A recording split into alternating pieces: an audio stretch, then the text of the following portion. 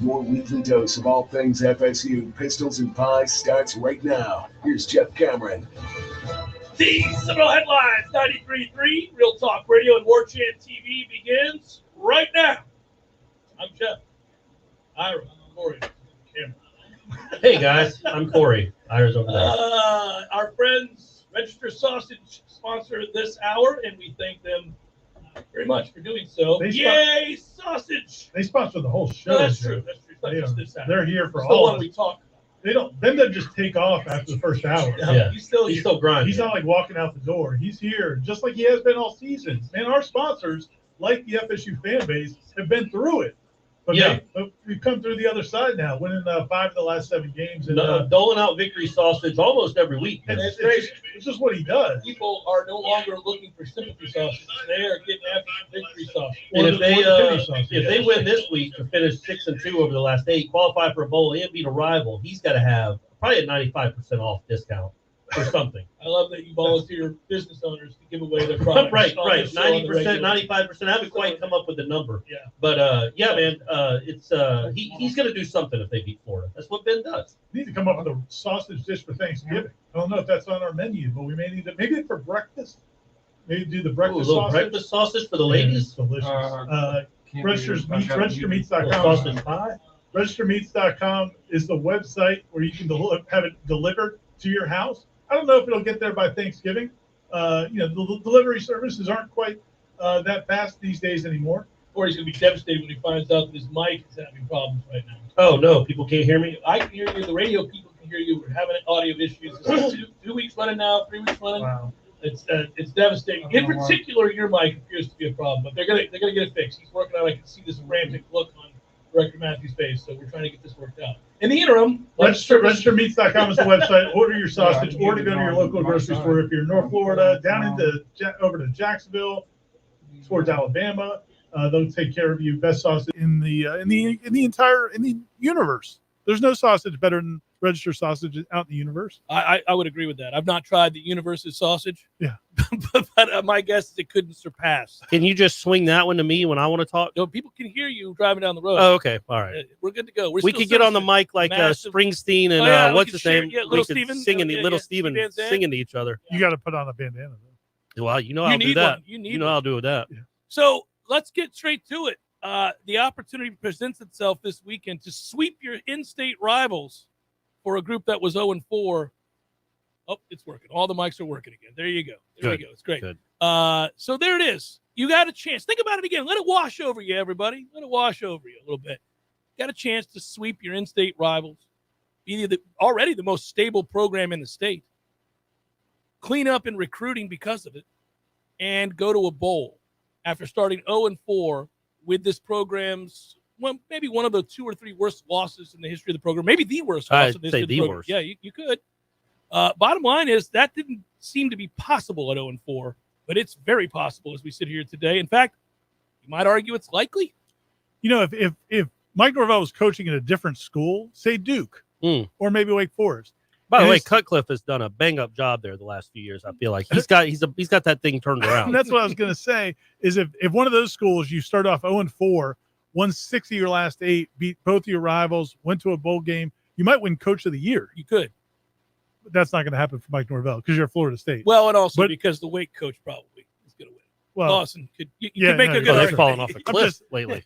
I'm just saying in general, like the way it would be perceived. Sure, I agree because it's remarkable. And the other thing that I was thinking about this morning, it's like why it's dumb to jump to such strong conclusions. Like everybody early in the season decides this team stinks, that coach is awful, that kid can't play. And then you look at what's happened this year when Florida lost to Alabama by 2. Yeah, they got moved up to number 10. You're thinking, man, they may get in the playoff. When Florida State starts 0-4, you're thinking this guy might get fired in 2 years also. Yeah. And it's just amazing what 6 or 8 weeks can do.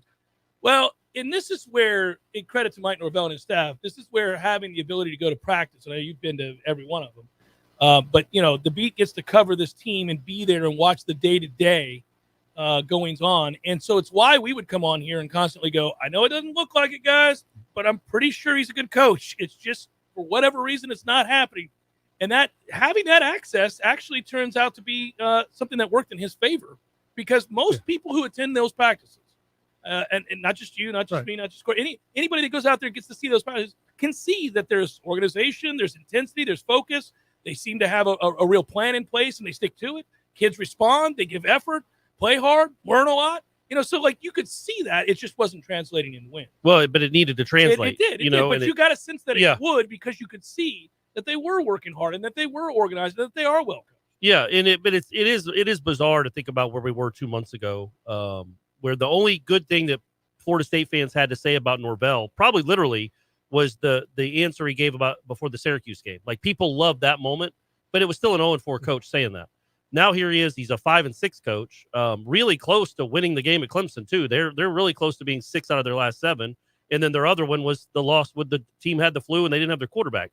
So it's been a turnaround, and to see it translate to wins is such a big deal. Like, I don't know that we think it's like if they would have finished 3-9 this season, but we saw the overall improvement, we'd been like, yeah, this team is better. It's much better.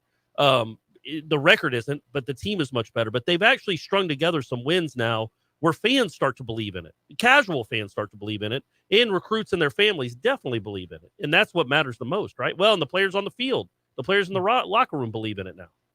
Well, they're being rewarded for that because they're winning football games at a pretty consistent clip, and they do have a chance maybe to go bowling. And I never thought I'd say it, but a 6-6 team could be the most likable bowl team we've produced since maybe the national champions that we've had around here. I mean, like Florida State made a habit of going to bowls for the better part of 40 years, and I don't know that I will have appreciated too many of them more than I will this one. No, I was I think it was on my Facebook memories. Yeah, on my Facebook memories the other day. The video I took of them carrying Mickey Andrews off the field after they beat Maryland. And didn't that game secure the bowl berth? Yeah. So that game extended the bowl streak. Mickey Andrews' last home game was kind of a somewhat miraculous win. It looked like they may not win it. And at that moment, you're thinking, man, how awful is this that Florida State has to win a game in November to get bowl eligible against Maryland? I mean, it just felt like such a low point. And it's like now, man, if they could just get to a bowl game, it's just, and I'm not saying that to like pick it. It just shows that. And I think it's important going into this game in particular, because I think Florida right now feels like, do those kids really want to go to a bowl game? That's what I was arguing. I'm like, this is two teams with the same record with very different motivations and in very different states of being. Yeah. Right. I mean, Florida just fired their head coach. They'd already fired their offensive line coach. They'd already fired their defensive coordinator. So really now there's nobody left there, and everybody else right now. We do know this because we've watched coaching changes happen frequently here in the last few years. Here's what happens, guys. When you start to go down that path and it looks like guys are going to get fired or they are fired, everybody else is scrambling to find a job. That's definitely part of it. They're all like, at that point, how focused is anybody on that staff? Because they got to find a place to work. Yeah. Well, and how focused are the players knowing that the person that's coaching them in that moment, their position coach, ain't going to be their position coach next year? No. So, and I was talking with Aslan about that on Wake Up Warchant. I think the difference with Odell was they did want to play for Odell. He was an interim coach of different stripes. Like he was through and through Florida State. You wanted him to have his moment as the head coach. People rallied for him. He's a Florida State legend. Nobody's rallying for Knox. No. He's a special teams coach that's been there for a couple years, right? And most of those position coaches won't be there next year. So I have no doubt Florida players will play hard, at least initially on Saturday, because it's a game. It's competitive. There's fans in the stands. But what are they doing this week to get ready for it? How hard are they really preparing for this game? I think that's where you have a really big advantage. And the added addition to that we've always talked about with coaches scrambling to find jobs and reaching out to other people are that players leave now. Mm-hmm. Players leave. They just say, oh, this is not working. Look at this. I didn't sign up for this. I'm out. And they can. So in the past, players really didn't have much in the way of options. They weren't as suitable as they are now. Now a player's like, well, this is the best. I'm putting my name in the transfer portal. What the hell do I care? Right. I mean, so that you have all these issues going on. Now, again, it's a rivalry game. Two programs that have a lot of kids that know each other, probably played against each other in a lot of places in high school. I would think pride would kick in when you take the field. You don't want to get embarrassed on your home field in a rivalry game because your name's attached to that for life. So, you will probably care in the beginning, but you can beat that out of a team that's listless pretty quickly. Well, and also from a coaching standpoint, the DC that they elevated was a GA 5 years ago. He's a guy that played for Grantham. He played for Grantham at Georgia. He coached under him at Mississippi State, came with him here as a position coach. he's never been a defensive coordinator before. So now he's calling plays. And I think his first time out the gate was that Sanford game, which didn't go all that well. That was a toughie. I like the adjustments he made in the second half. Just give up the 10 points. Yeah, in the after half. the 42 in the first, he locked it down. And Guys, I'm going to make some adjustments. This is not working. And then your offensive coordinator, the guy that's going to be calling plays now, is a guy who has been an offensive coordinator in the SEC level and Power 5 level. So he's more experienced. But, man, Mullen has been calling plays for that offense since he got there. So you don't know how that's going to work as well either. And then you don't know what they're going to do at quarterback, if he's going to go with Richardson. There's just so many unknowns going into this game. But the biggest one is, like whether or not those kids are paying attention this week. I know Florida State is. Like, I was out there practice this morning. That was a very good practice. The offense is really playing well. Jordan and the receivers and running backs and tight ends really played at a high level. So they're going to have a great week of practice. I think they're going to play really well. I would say the odds are Florida, you would think, is not. You wouldn't expect them to. Yeah, now, if they you were could placing happen. odds, it could. You're right. But if you're placing odds, yes, you would lean towards the kind of mundane, just let's get through this type of performance. By the way, Florida State answered all calls that we had on this show a week ago. Yeah. By the way, they prepared, showed up, focused, and dominated BC. Right. Without the help of the officials, that game is a 30-point ass beat. And you know what? That's a sign, again, of really good things to come. This year, obviously, but I also think you look ahead to next year. I mean, they have these kids locked in. They work hard. They did not rest on their laurels with getting the signature win over Miami, the feather in the cap, and the fact that they had probably turned it around in recruiting and all that stuff. No, they went up there realizing they had work to do, and they came out. They were physically imposing. If you think that first quarter of just how bad BC looked, how bad that offensive line got its ass whipped, how bad that kid at quarterback had to feel after those first 4 series, he must have thought he's going to be broken. Yeah. I mean, he was slammed to the turf countless times, head bouncing off the turf every other play. That's a great sign of a hungry team and a focused team. Yeah, I thought it was their best first half of the year. I don't even know if you could argue that. They were up 19-3 at half, and they probably would have been up 26-3 if they don't call the OPI, because they ended up punting on that drive. Yeah, man, I just thought that was really impressive for them to do what they did. And then look, they didn't play great in the second half. Offensively, you got to figure out what you're doing on third down. You're just missing too many of those. And I don't know. It's weird that Jordan Travis kind of only runs on first and second down for first downs. But on third down, 3rd and 4, 3rd and 6, his legs aren't used as much. Maybe moving forward, they'll figure that out. But overall, man, I thought they played really, really well. And if it wasn't for, I'm going to call them questionable calls. Just questionable. Look, 50-50. They could go either way, Ira. They're judgment calls. These guys are human too, right? And I know people don't want to talk about officiating because it's seen as like just. I think Florida State fans love it. I don't know, man. There's some of both. There's some of both. I think it's mostly, but it's not like excuse making when it's so obvious. Like there's crazy calls. Well, I actually think it's a larger discussion. It's less about look what happened to us, because it did. Although when you look at that crew, if you looked at the numbers later in the day, that crew, when they call Florida State games versus any other crew that calls a Florida State game, and also that crew versus any other game they call. Yeah. It's weird how all the flags start coming out. It's just weird. It's definitely suspicious. It's definitely suspicious. It would be enough for me as a head coach to be fined heavily after that game. I know that he did the right thing and took the high road. Not really. What's it, $10,000? Yeah. I mean, he makes $3.5 million. Yeah, that's like you getting fined $40. No big deal. Right? Come on, man. Yeah. I know he's early on. I think next year, if it happens again. Well, he basically made it known.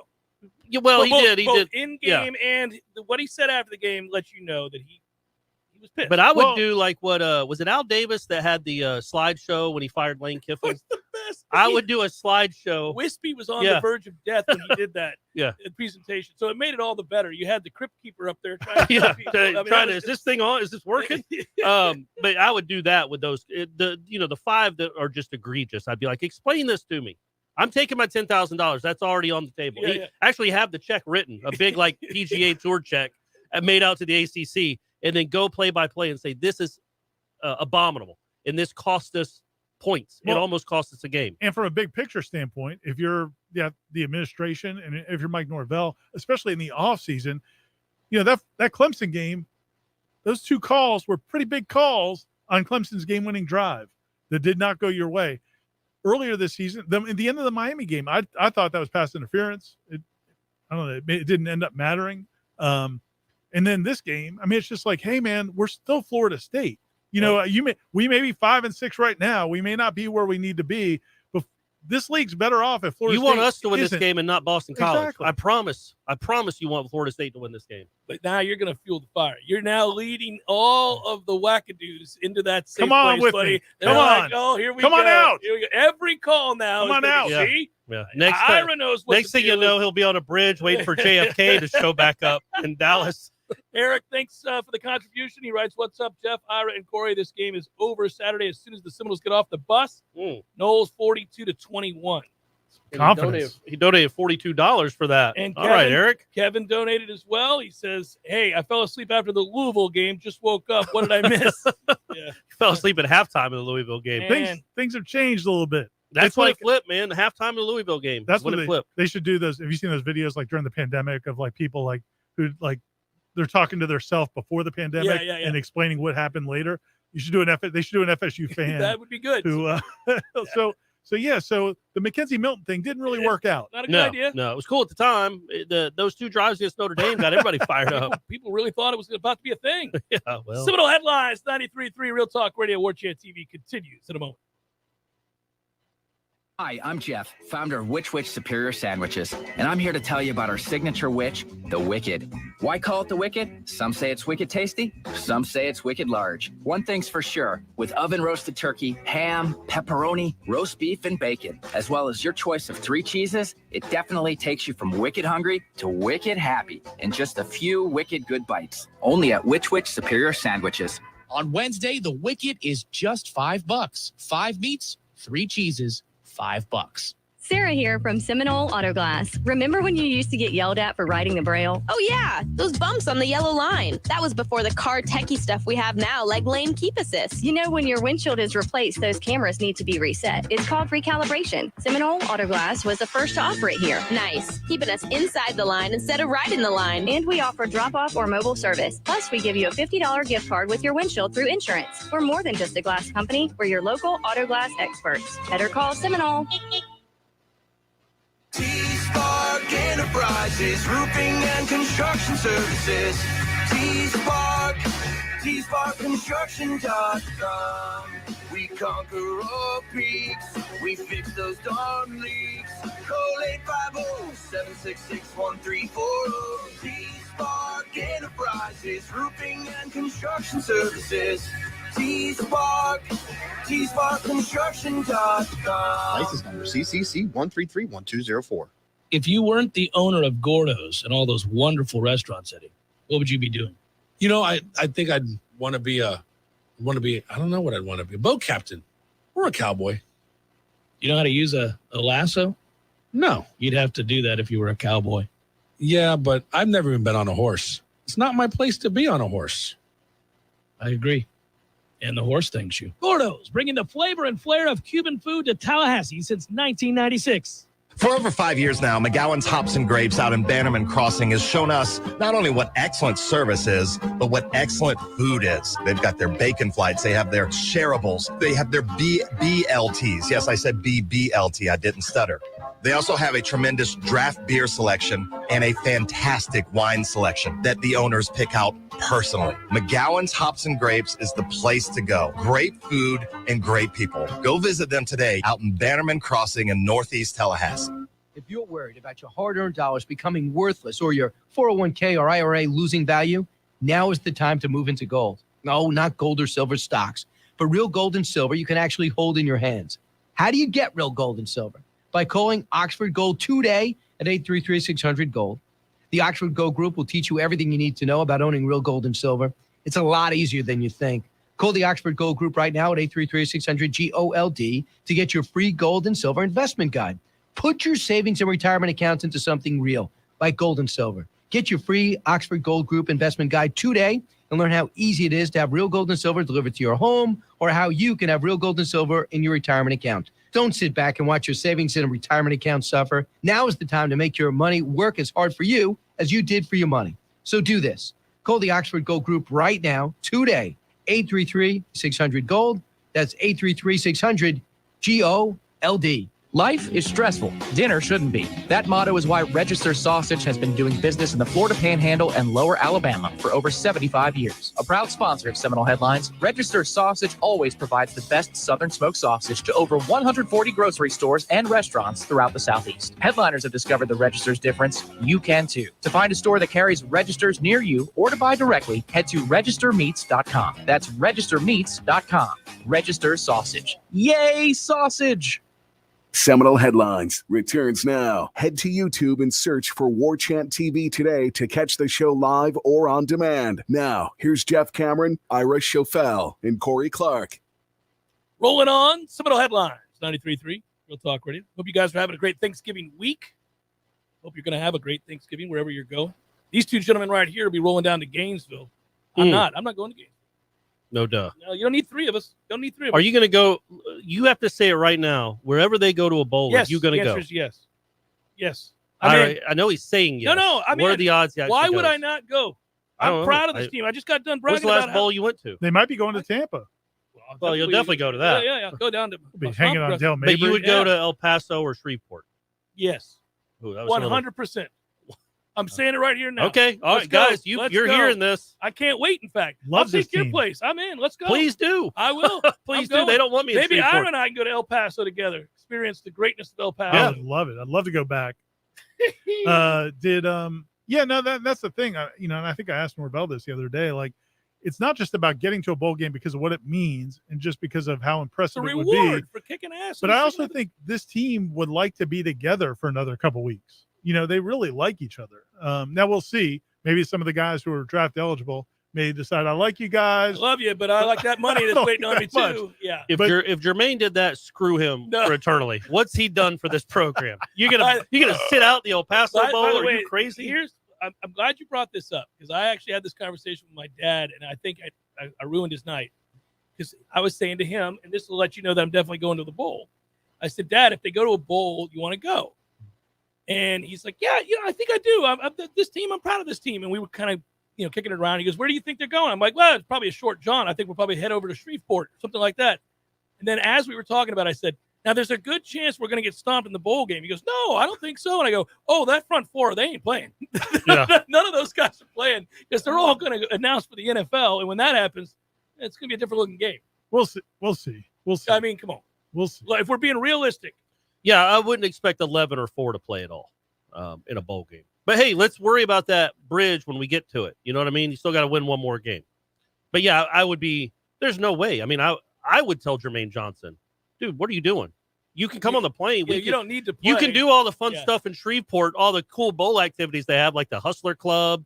They have the blackjack table, all the cool stuff in Shreveport you can do, but you're not going to play in the game. Speaking of which, at the bevy of cool stuff in Shreveport. Yeah, you could swim in the brown water. Before the Boston College game, there was a guy down in the field that kept talking to, and I think I might mention on the Smash, but kept talking to FSU's defensive coaches. And I was like, is he a former player? He looked like he would have been a former player. He's a big dude. And but I didn't recognize him. Turns out it was a scout for the Patriots. There's a guy who did play. I think he played at Ohio State. But anyway, man, he spent an awful lot of time, more than I've ever seen a scout talking to assistant coaches, talking to Fuller, Odell Haggins, and also a lot with John Papuchas. So definitely a defensive lineman. Maybe one. The Patriots seem very interested. Did they tell Keir Thomas, like, hey, man, there's a Patriot scout here? Because he played, like, it's possible. I mean, that was impressive what he did. He should have had 4 or 5 sacks. Think about how much, I mean, when we got the yes from those two guys, and when Florida State got the answer yes for the transfer portal with those two guys, did you think for a moment that they could make up a duo that is arguably as good as anybody's in the country? Nope. No. It's unreal. No. I mean, think about what that. Sometimes you hit on a guy and he provided some positive things for you.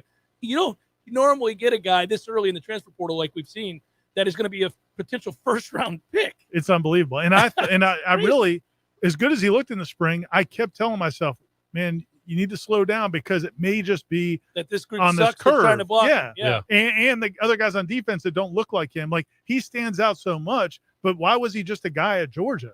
So maybe he's just a guy. And it's like, no, he's not just a guy. No, that's just how good they're. Yeah, they don't have a lot of just the guys over there too. So they all probably would look like that again with mere mortal defenses. But and Keir had been, Keir was awesome. he had been, But he was hurt, right? He'd played some inside. He'd been hurt. But we didn't get to see him in the spring, right? Or we didn't. No, he wasn't. Yeah, he wasn't available in the so spring. we didn't know what he was. We knew he was an experienced, talented guy because he'd been around forever, but we didn't know exactly what it looked like.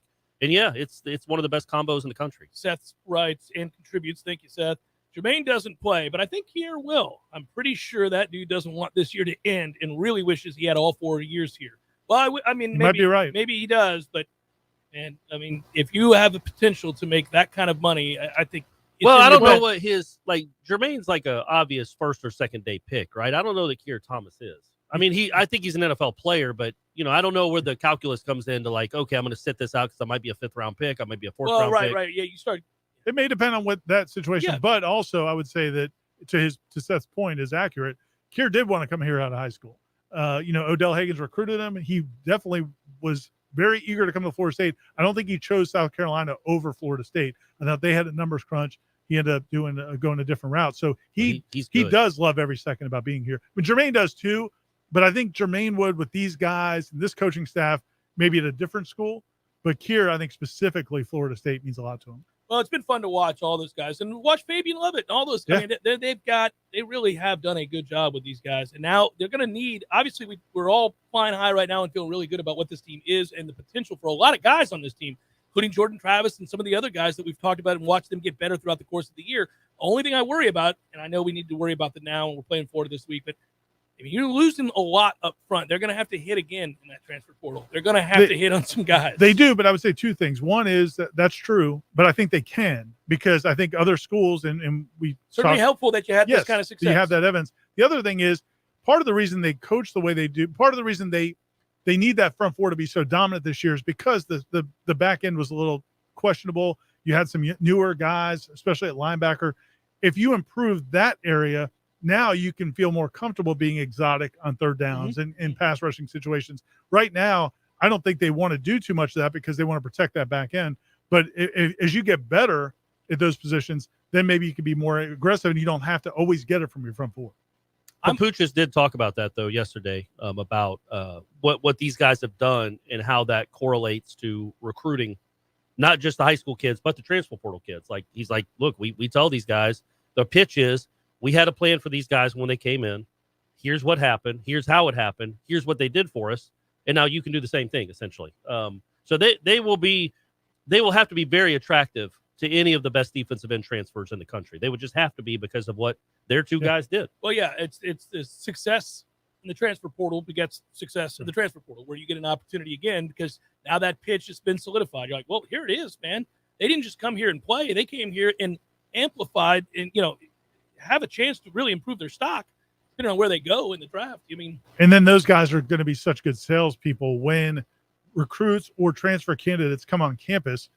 I mean, that team, that locker room, the way they have bought into this coaching staff, the way they believe in this coaching staff, and the way they love each other, that helps in recruiting because when kids come and they see that, you can't fake that. And so I think, all of that is very positive going forward. Seminole Headlines, 93.3 Real Talk Radio and Warchant TV continues in a moment.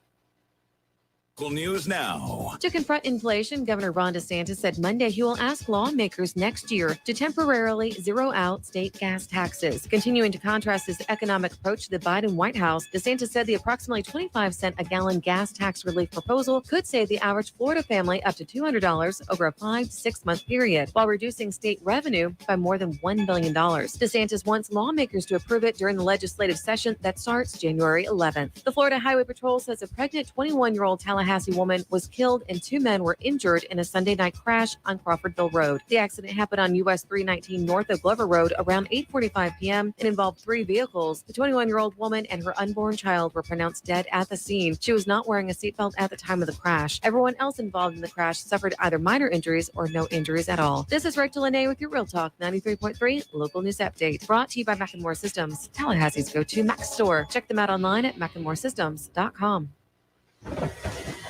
This is meteorologist Paul Trombley with your Real Talk 93.3 weather update. High of 59 this afternoon. Under sunny skies, northerly winds 8 to 15 miles per hour. Lows level off around 33 tonight. Clear skies and quiet. Ample sunshine expected again tomorrow. Daytime highs approaching 65. Upper 60s Thursday. Cooler on Friday with highs in the mid 60s. This report is brought to you by the Lawn Johns. For all your landscaping and lawn care needs, visit thelawnjohns.com. Right now, 53. What do you need tires on? Your car or truck, tractor or heavy equipment? At Nice Tire and Auto Service, we have tires for all these needs. And we service your vehicle from air conditioning and computerized alignment to oil changes and everything else under the hood. Call Nice Tire and Auto today at 574-4100. That's 574-4100 for your scheduled maintenance. National accounts welcome at Nice Tire and Auto Service, 4792 Blountstown Highway, just west of Capitol Circle. Life is stressful. Dinner shouldn't be. That motto is why Register Sausage has been doing business in the Florida Panhandle and Lower Alabama for over 75 years. A proud sponsor of Seminole Headlines, Register Sausage always provides the best Southern smoked sausage to over 140 grocery stores and restaurants throughout the Southeast. Headliners have discovered the Register's difference. You can too. To find a store that carries Registers near you or to buy directly, head to registermeats.com. That's registermeats.com. Register Sausage. Yay, sausage! It's Congressman Michael Waltz on the Greg Tish Show. Good morning, Congressman. How are you doing? Hey, doing well. Again, just what you have to go through day in and day out. I don't know how you have hair left, or like Matty Rowe, just completely bald. Hey! Sorry. And the irony of it all, the progressives are the tail wagging the dog. This whole bipartisan White House is a joke. We're just watching them eat their own. The Greg Tish Show, Monday through Friday, 6 to 9 a.m., only on Real Talk 93.3. Seminole Headlines is brought to you by Register Sausage, serving the Florida Panhandle and Lower Alabama for over 75 years. To find a store near you or to buy directly from Registers, head to registermeats.com. That's registermeats.com. Seminole Headlines returns now. Head to YouTube and search for Warchant TV today to catch the show live or on demand. Now, here's Jeff Cameron, Ira Schofel, and Corey Clark. Folks have continued to contribute to our efforts here this afternoon. I got to catch up with everybody. Khalil writes, we all would agree that the three Heisman winners are the top three QBs in our history, but who are the fourth and fifth best QBs in history? I'm always partial, by the way. I mean, statistically, it won't be the case, but I really liked Peter Tom Willis. I thought he was a cool dude. It was the 1 year, though, right? Yeah, he just played the 1 year. But, I mean, I think you got to go. You can certainly look at Danny Cannell. You can look at Casey Weldon. You can look at guys like that. Who would you put? Yeah, I'd put Weldon in. That's a tough one. Like McManus is there. I was going to say McManus is there. McManus is there at the start of the dynasty. It was a gunslinger and Canada's best quarterback. Yeah, like the best Canadian quarterback ever. Him and all Flutie. The great cups that he won. Khalil, you're the man, by the way. And maybe Ponder. He played for 3 years. He started for 3 years. He's a first-round pick. He kind of brought them back to a little bit to prominence in Jimbo's first year. Yeah, we're just picking 4 and 5. Ponder's not getting picked. All right. I mean, so you're going to go because Casey's definitely one of them. So it's just who's the other one? Who's the other? Ponder for me. Could be PT. It's Peter Thomas. I like PT. Point, yeah. All right. Jeez. I like Christian Ponder. Jeez, that was pretty good. He beat Florida. He did. Mark writes, Corey, do you and Norvell have a spiritual connection? You inspire the man's emotions. Keep it up. Yeah, I thought that was kind of a pretty innocuous question. It's the weird thing is that when he starts to go on those runs where he's talking, they're really well done. They're almost so thought out. You're like, he was waiting for this moment, but he won't stop looking at me. Like sometimes, like Jimbo, when he would get into he'd look around the room a little bit, make eye contact with other people. It's kind of what he does with answering questions. Well, he stays on you. Yeah. But it just so happens that like his 2 longest answers this year have been to my questions. So he is on me. And I was telling Aslan, we wear masks in there. And I had with the Syracuse one after about like, why would any recruits come here? That wasn't how I phrased it. You know what I mean? But his 4-minute soliloquy, he was staring daggers at me. This one, he was still staring at me, but I had a smirk on my face because I knew like what was going on. Like I was thinking in my head, like, here we go again. He's just going to stare at me for 2 minutes, but I had a mask on, so he couldn't see that I was smirking. But yeah, it can get a little uncomfortable that much. power that you have. Well, no, the unbroken eye contact with another person can be a little awkward, but I think we make it just work. did it for 30 seconds right there. Yeah, and I don't like it. I got to look away. I got to look at Ira. But but it kind of goes with your your Oprah mystique that you have. That it's kind of getting guys choked up. Yeah, well, that's what I do, man. I come in there. I ask a lot more questions. I try to just get the viral video moment and then be done with it to help them in recruiting. You're calculating. Well, I mean, that's what I do. Dave in Bardstown writes, Jeff, 1 month ago you said we are not a bowl team. We aren't. In 1 week, will you call your sales rep at Register Sausage, Ben, well, I call Ben, live on the air and place an order for crow sausage? Yay, crow. You should order some. I know you don't eat sausage, but your family does. Mm-hmm. So you should order some on air. Sure, I'd gladly do it. I mean, I'll order the sausage. I'm not afraid to do so. The idea that I mean, again, when you looked at that schedule, when we thought they could win 6 or 7 games it wasn't the back end it was where you made it up. we thought they were going to do it all on the front end and then just try to do something in the back end. Instead, they completely blew it in the winnable games, and now there's a chance they might be Miami, Florida, at Boston College. I mean, you know what I should do? Kidding. I should go, because I'm sure we have it in the archives. Before the season, when Tom and I do our W's and L's, I said 6-6. And then, of course, I went on to say that I thought they'd win a lot of games early and lose a lot late. But I'll cut that out and just say, hey, guys, I called 6-6. I nailed this thing right from the get-go. Yeah. And if you want proof, here's the audio. Here's proof. This is from August. This is from August 28th, everyone. It's a while back. I did take 6-6. I just didn't think it would look like this. And how about, 2 of their losses? Well, I mean, Clemson's going to finish 9-3. And then Wake will probably be 10-2, and Notre Dame's going to be 11-1. Those are 3 of their losses. Louisville's a bowl team. Jacksonville State's an outlier. Yeah, they fired their coach. An outlier. It's their first losing season since 2002. Jacksonville State, and they beat Florida State. They bought their one of their loss. They actually won one of the guaranteed losses, and they still finished under. That's the anomaly, I think, at this point. Football's a crazy game. It is. That's a it is, crazy especially when you don't game. play your best quarterback. It really can hurt you. And especially when that officiating crew was on that that's call. true. That's not why They were on the call. Kalen DeLoach had the interception. That's right. That's targeting call. Ice the game. Yeah, Just you're saying. right. You're right. Hey, they by love the calling way, targeting. Well, yeah, they love calling targeting. They can't wait to call a target. Yeah. They step into that stadium, they breathe the air, they turn to one another. There's some targeting going on out here. It's a good day for some targeting, Good day to fellas. throw a targeting flag. Am I right? So one thing I would say, Kalen DeLoach, good on you, young man. Yeah, man, he's that making some kid plays. has improved immensely. What a good year, man. He's gotten better and better and better. He's like legit good. Yeah, and you could see, again, it's like what we haven't seen from FSU linebackers since, man, I swear it's been since Telvin Smith. Like seeing plays before they happen and shooting and making the play. I mean, it's been forever. No, he's playing well, man, and he brought a level of physicality that we haven't seen in a while here, too. I mean, that was, man, for a guy that size to play that physical, and he took on the block with the offensive lineman and then still made that play and got up talking smack. By the way, that official could not wait to get on him about him. Oh, did he? Go watch. Go. Yeah, no, he's pushing him. He's so upset with him for talking. You know, you might be right. Those sons of bitches. You might There be we right. go. Join. We got room. We got room on this van. We need to do like a deep. I'm not saying we're going to vox these guys. Is that what you call them? We're Dox. not dox. We're not going to dox these guys. But we got to do a deep dive on where their hatred for Florida State comes from.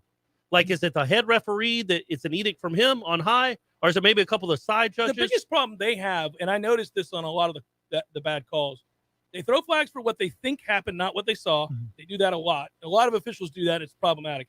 Secondly, they're old and slow, and they're out of position. Two of those guys are old as dirt, and they don't know what they're looking at. It's also clearly probably the worst crew in the league because they got both Jacksonville State, Florida State games. Right. They're getting, it's not like they're not calling getting the good games. They don't have any games with Clemson. They don't have any of the good games. Yeah. Well, they need to be told to have a good day. Yeah. I mean, They need to go this on has down to be to the end of it, right? Conference USA, if that's still a thing. Didn't they lose all their teams, Conference USA? Yeah, but go to the Sun Belt or something, man. Tony, I'm tired of it. Tony writes, it's been a lot of talk about Brownlee at cornerback. He plays so hard. Will come up and hit you in the mouth. Think maybe in the offseason looking at moving him to safety. I do like Brownlee. He's not a dominant corner. There's no doubt. But he is physical. Yeah. He does care. He does play hard. He just, against the better receivers in this league, he's going to have a hard time. He's also, I think he's been dealing with some, and I'm not excusing the way he's played sometimes, but I do think he's been dealing with some injury issue. I don't know exactly what it is, but I don't think he's been full speed in a long time. But I think, and Corey, I wanted to bring this up to you at some point. Don't you Now's think a good time, Ira. his Let's do this. personality? Don't you think his personality is a big part of their defense? I mean, because he's just a fighter, dude. Like he's a tough kid from Miami he is. that just wants to compete and fight. And maybe you're not the best. Think of a guy, and I'm not putting like Tavares McFadden down, but that guy from a skills standpoint and a stature standpoint was a much more NFL type body and prospect. But to compete, I mean, the way Jarvis Brown, if you could transfuse his competitiveness into Tavares McFadden, McFadden would be in the league right now. It gives you, I mean, I think it gives something to your defense. I do too, and I think he definitely belongs on the field in some capacity. Because of that. And look, man, I thought he did a really good job on Rambo. Rambo had 3 catches. 2 of them were just great catches. I mean, in a great throw. But he was really silent for a lot of the game. The way they play sometimes, your corners are going to get beat. Right. They put you on an island, and there are good receivers in this conference. Well, he doesn't have elite speed. No, and that's the problem. That's why I said the better receivers in this league are going to have a good day against him. But overall, he's played well as a corner. He's just had some glaring mistakes. Some big moments. But totality of the season, he's been pretty solid. Well, and they play a lot of man because they don't play zone well. No, and that puts them out there like you're talking about. Donald writes, it's time to give Maurice Smith more credit for this offensive resurgence. The consistent presence at center is not wasted on Jordan. Yes and no. I think it is great to have him in there. They're better with him than not. He's having a hard time physically right now, and he's going to have to get a lot bigger and stronger in the offseason. There are a lot of plays you go back and watch. He gets blown up quickly. But that's not for lack of effort. It's not because he doesn't understand the game. It's not any of those things. He's just got to get bigger. Well, but and to his point, though, that was him coming back was around the time, and Jordan gets moved to starter. But it was also, that's when things kind of got shored up. Just from he understands what they're supposed to be doing. Correct. Calling it linebacker. I agree with that. All that stuff, man. He's the best they have by far at all those things. So by the way, he does give Gibbons you has been a very valuable member of this offensive line, and you poo-pooed that in the offseason. Well, y'all thought it was a guarantee. I had to see it. I had to see it because he hadn't done anything. It's like, okay, just because he was at Notre Dame doesn't mean he's good. Pull up that audio too. Hey, come on, guys! It wasn't like my Maryland is going to be a problem. I said he could be. He's been really, really and good. It's a really big deal that he's coming back next year. We think that's a huge deal. But yeah, going to Maurice Smith.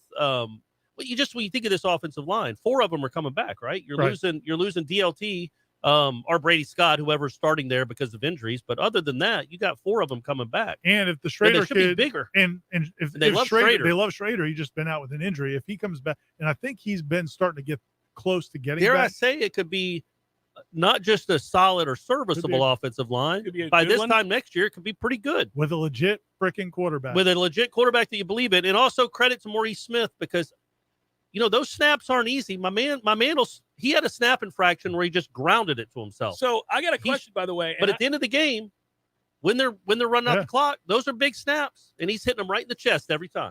Now, I need to go back and look at this, and I meant to, and you just reminded me, and that's why I haven't. On that play, the snap infraction, I don't think that was the correct ruling. That's what It should have been a fumble. It should have been their ball. Well, I think he picked it up.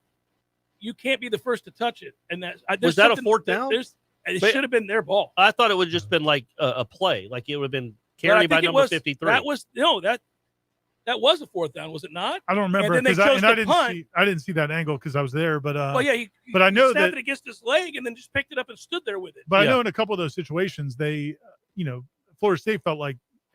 BC was doing the snap count. Yeah, imitating the snap. Yeah, and they got called for that early in the game, by the way. But no, I need to know that rule again. I don't think you can do what he did, and there are no repercussions. Well, you definitely can't. Yeah, you can't just snap it and take off. Well, it has to touch the quarterback. It didn't, and it hits his leg, and he picks it up and stands there, and then they tackles him. Yeah, the play dead. But I guess if they call it as more like a false start, they called it a snap infraction. Then it's like the play never happened. I guess. I need clarification on the rule because it was 4th and 6. And in doing that saves our ass because by holding onto the ball and they call that and then we get to punt. I thought it should have been their ball. I was horrified that it would have been. If it's not, they need to change that rule. Yeah, that's a dumb rule. You just snap it to yourself whenever you want. Yeah. Seminole Headlines, 93.3 Real Talk Radio. Warchant TV continues in a moment.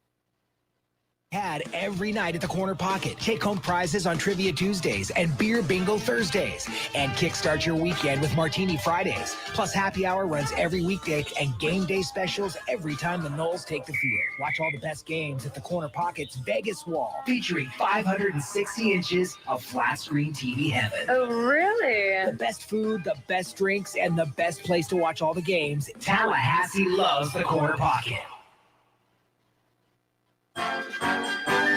Parker Brothers Roofing says don't play games with your roof. Protect your home and your family. The Parker Brothers tell you the truth. Fix your roof, cause it's what we do. With quality, integrity, and pride. Parker Brothers Roofing, professional every time. Stay safe and dry inside. At Parker Brothers Roofing, we understand that the decision to get a new roof is a big investment. It's an investment in building equity, an investment in your future, and an investment in the safety of you and your family in the event of a major storm. At Parker Brothers Roofing, we make it easy with free estimates, affordable financing, and professional installation every time since 1995. Visit ParkerBrothersRoofing.net today. Parker Brothers Roofing, professional every time. Stay safe and dry inside.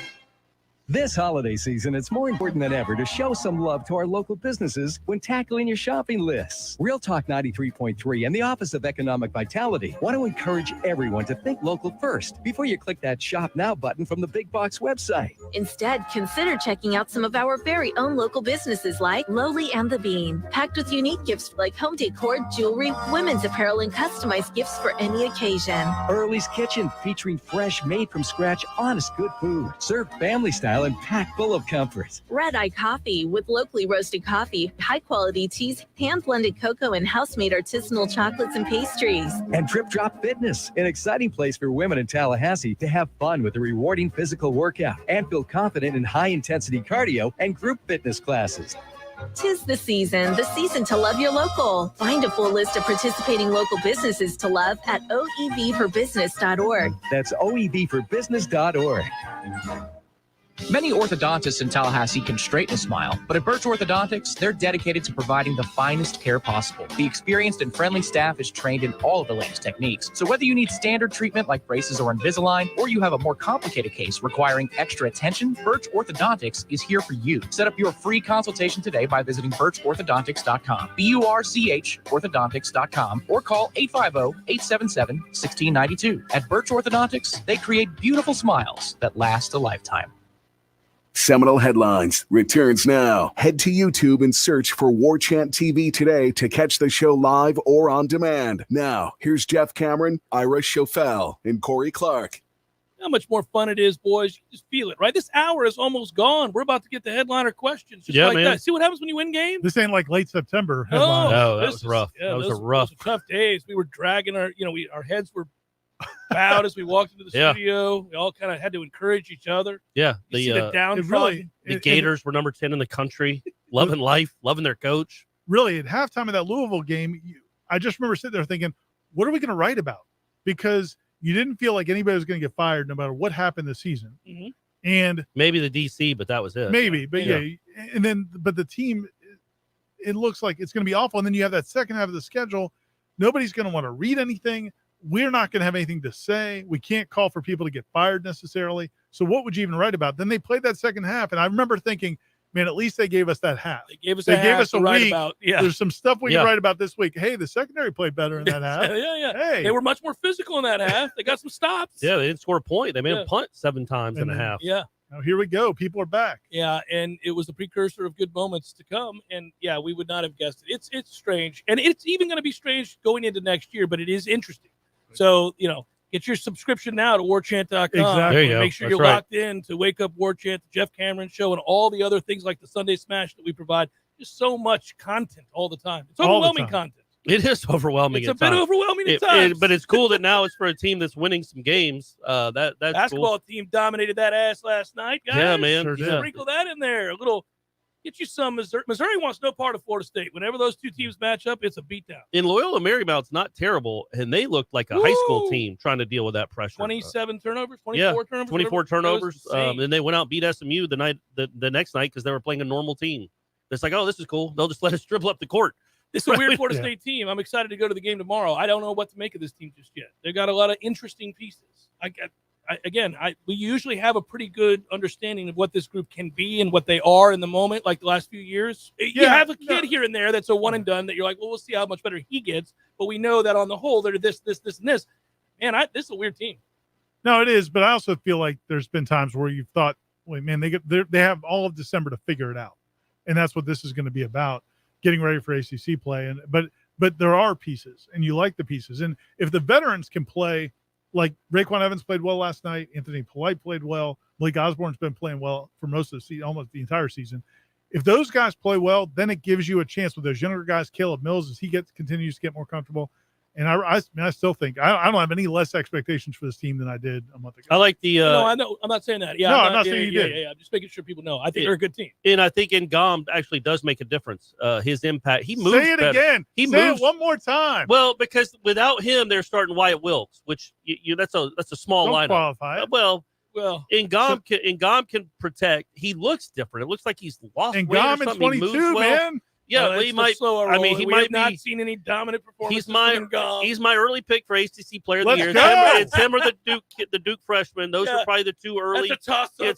Well, that kid might get another DUI. Look, and the only problem with Ngom is he's just not going to get the minutes to put up the huge numbers that you'd want. He's not going to play 39 like Krzyzewski plays his guys. But yeah, they do guard you, and they need rim protection. And he does offer some of that. He almost made that three he took last night. They got plenty of height. They got guys. Yeah, but they got plenty of John Butler's. You could roll through him. Yeah. Then maybe not next year when he puts on weight, but he's so small, and the other guys don't quite know what they're doing yet. Yeah. But Ngom is a guy that can move his feet well enough to maybe stay in front of guys. And he's got some to him. Like he likes blocking shots. And Matthew Cleveland's good. Matthew Cleveland's really good. He gets whatever he wants. The defensive end is where I agreed with you that Ngom could make a difference. Just that height alone, and he's strong, so there's a chance that you're going to alter a lot of shots.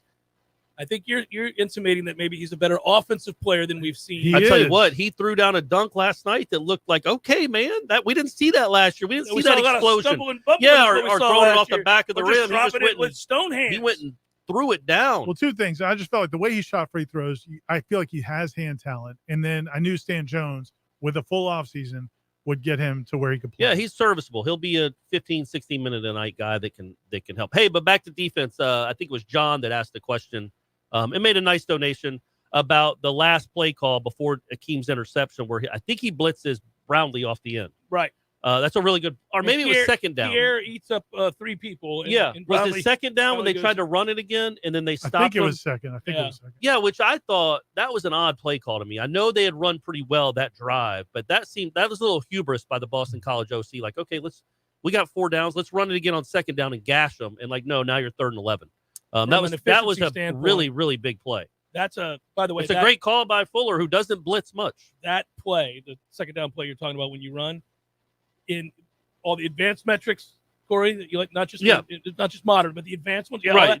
It's like the least efficient play in football when you run on 2nd and 10. Like you're guaranteeing your drive is ruined. And I told Stephanie that one of the games we were watching, I'm like, because Florida State, when they throw on first down and throw an incomplete pass, it's almost always a run on second down. Got to stop doing it. Almost always a run. It's not an efficient play. And so I told her on when we were watching, I'm like, well, this is going to be a run after Travis had an incomplete pass. And it actually wasn't. And I think he completed it. Like, yeah, you've got to throw on second down. Yeah, if you said on 2nd and 10, if you get no yards on first down, you don't need to be running on 2nd and 10. I get it in certain situations, especially if your defense is tired. If you're running out the clock.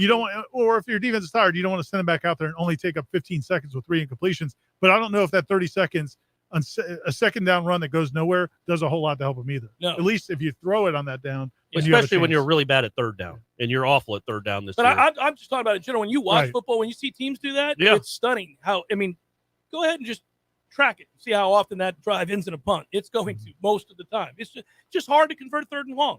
So if on 2nd down you get less than 5 yards, you're in 3rd and 6 or more. I mean, good luck with that. I've had a ton of people ask me over the last 3 days, like, why Dan Mullen got fired. Well, it seems self-evident. I don't know, man. He's I lost feel like 9 that of their too. last 11 games against Power 5. Well, and he is They got who he is. blown out by South Carolina. The idea that you were in the conference championship game a year Yeah. ago, And played them close. The fact that you were 1.35 and whatever they were to start his career, it's just a lot of people are like, man, that's crazy. So we to get to that intimated- point. But I don't. I think it's more about the fact that he had nobody on his side. Like nobody likes him. Nobody supported Alienated him. everybody. He stopped recruiting. Yeah. He sealed his death warrant when he got up there and poo-pooed the idea of recruiting. Right. What are you doing? The Well- guy that owns your ass and who obliterated you this year gave a 20-minute soliloquy about how much he loves to recruit. Yeah. I'm talking about Kirby Smart. And you're over here just stutter effing your way through recruiting. Well, and the problem is he wasn't obviously he knows that recruiting doesn't start after the Florida State game. Clearly. But number one, his message was terrible. It was awful. And he was just trying to be an ass to the reporter. He was just defensive. Exactly. But that's you got to understand. There's cameras on you, man. This is going out nationally. Situational awareness, You reading can't the say room, it's none not of these recruiting things. season. Dan Mullen didn't do these things. Yeah, you can't say you can ask me about recruiting when it's recruiting season. That's ridiculous to say to a fan base that knows how important recruiting is. We got a break in a second. There were Bull Gators who, after last year, couldn't wait for him to be gone, and that was after making the SEC championship. And a New Year's Six game, right? I mean, they got tattooed by Oklahoma. and he also poo-pooed that. And here's the thing: like they had excuses every time they lost. Jimbo could be a pain in the ass to deal with for even not just us. I'm talking about for the administration, for boosters, and everybody else. But he also could be likable. And there were Dan times never is. Dan never had that ever. Headliner questions forthcoming. Stay with.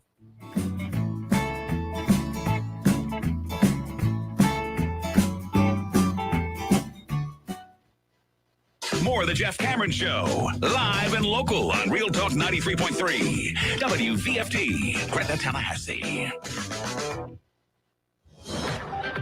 Breaking news this hour from townhall.com. I'm John Scott. President Biden has decided to tap into the nation's strategic petroleum reserve to help bring down energy costs. The president is ordering the release of 50 million barrels of oil from the country's emergency stockpile. It's a move being coordinated with other countries aimed at global energy markets. With AAA reporting gas prices at about $3.40 a gallon, the White House is hoping that using the oil reserve is the right tool to help ease the supply problem. The announcement also comes as Republican lawmakers have criticized the Biden administration for inflation reaching a 31-year high. Greg Clugston, Washington. Also at townhall.com, a jury is starting its third day of deliberations in the trial of white nationalists accused in a lawsuit of promoting and carrying out racially motivated violence during the Unite the Right rally in Charlottesville, Virginia in 2017. The jury has deliberated for more than 15 hours since Friday.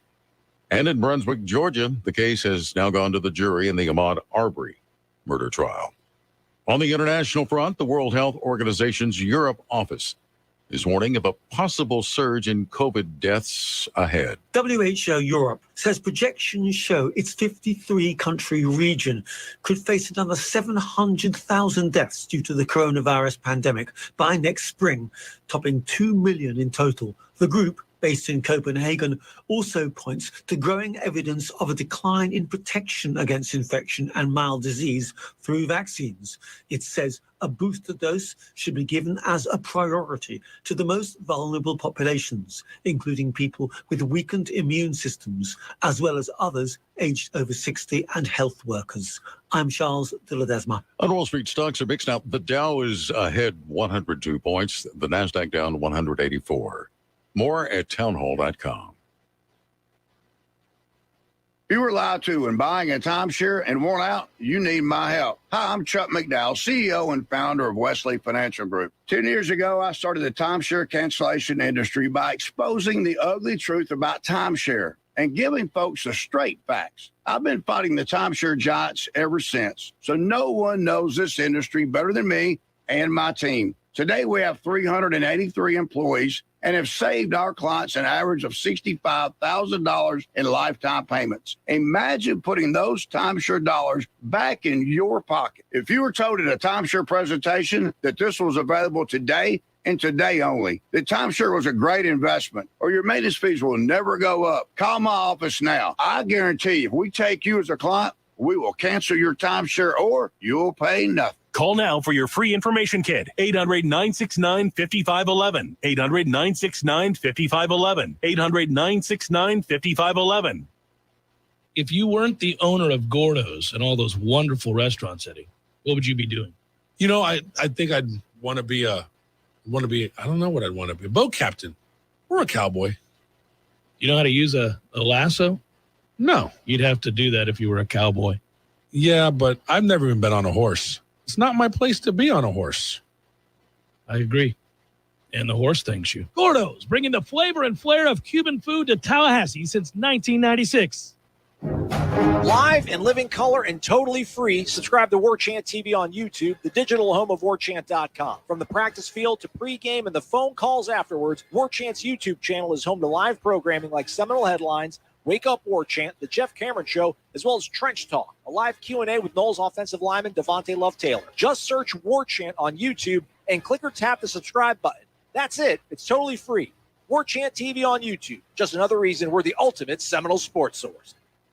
Seminole Headlines is brought to you by Register Sausage, serving the Florida Panhandle and Lower Alabama for over 75 years. To find a store near you or to buy directly from Registers, head to registermeats.com. That's registermeats.com.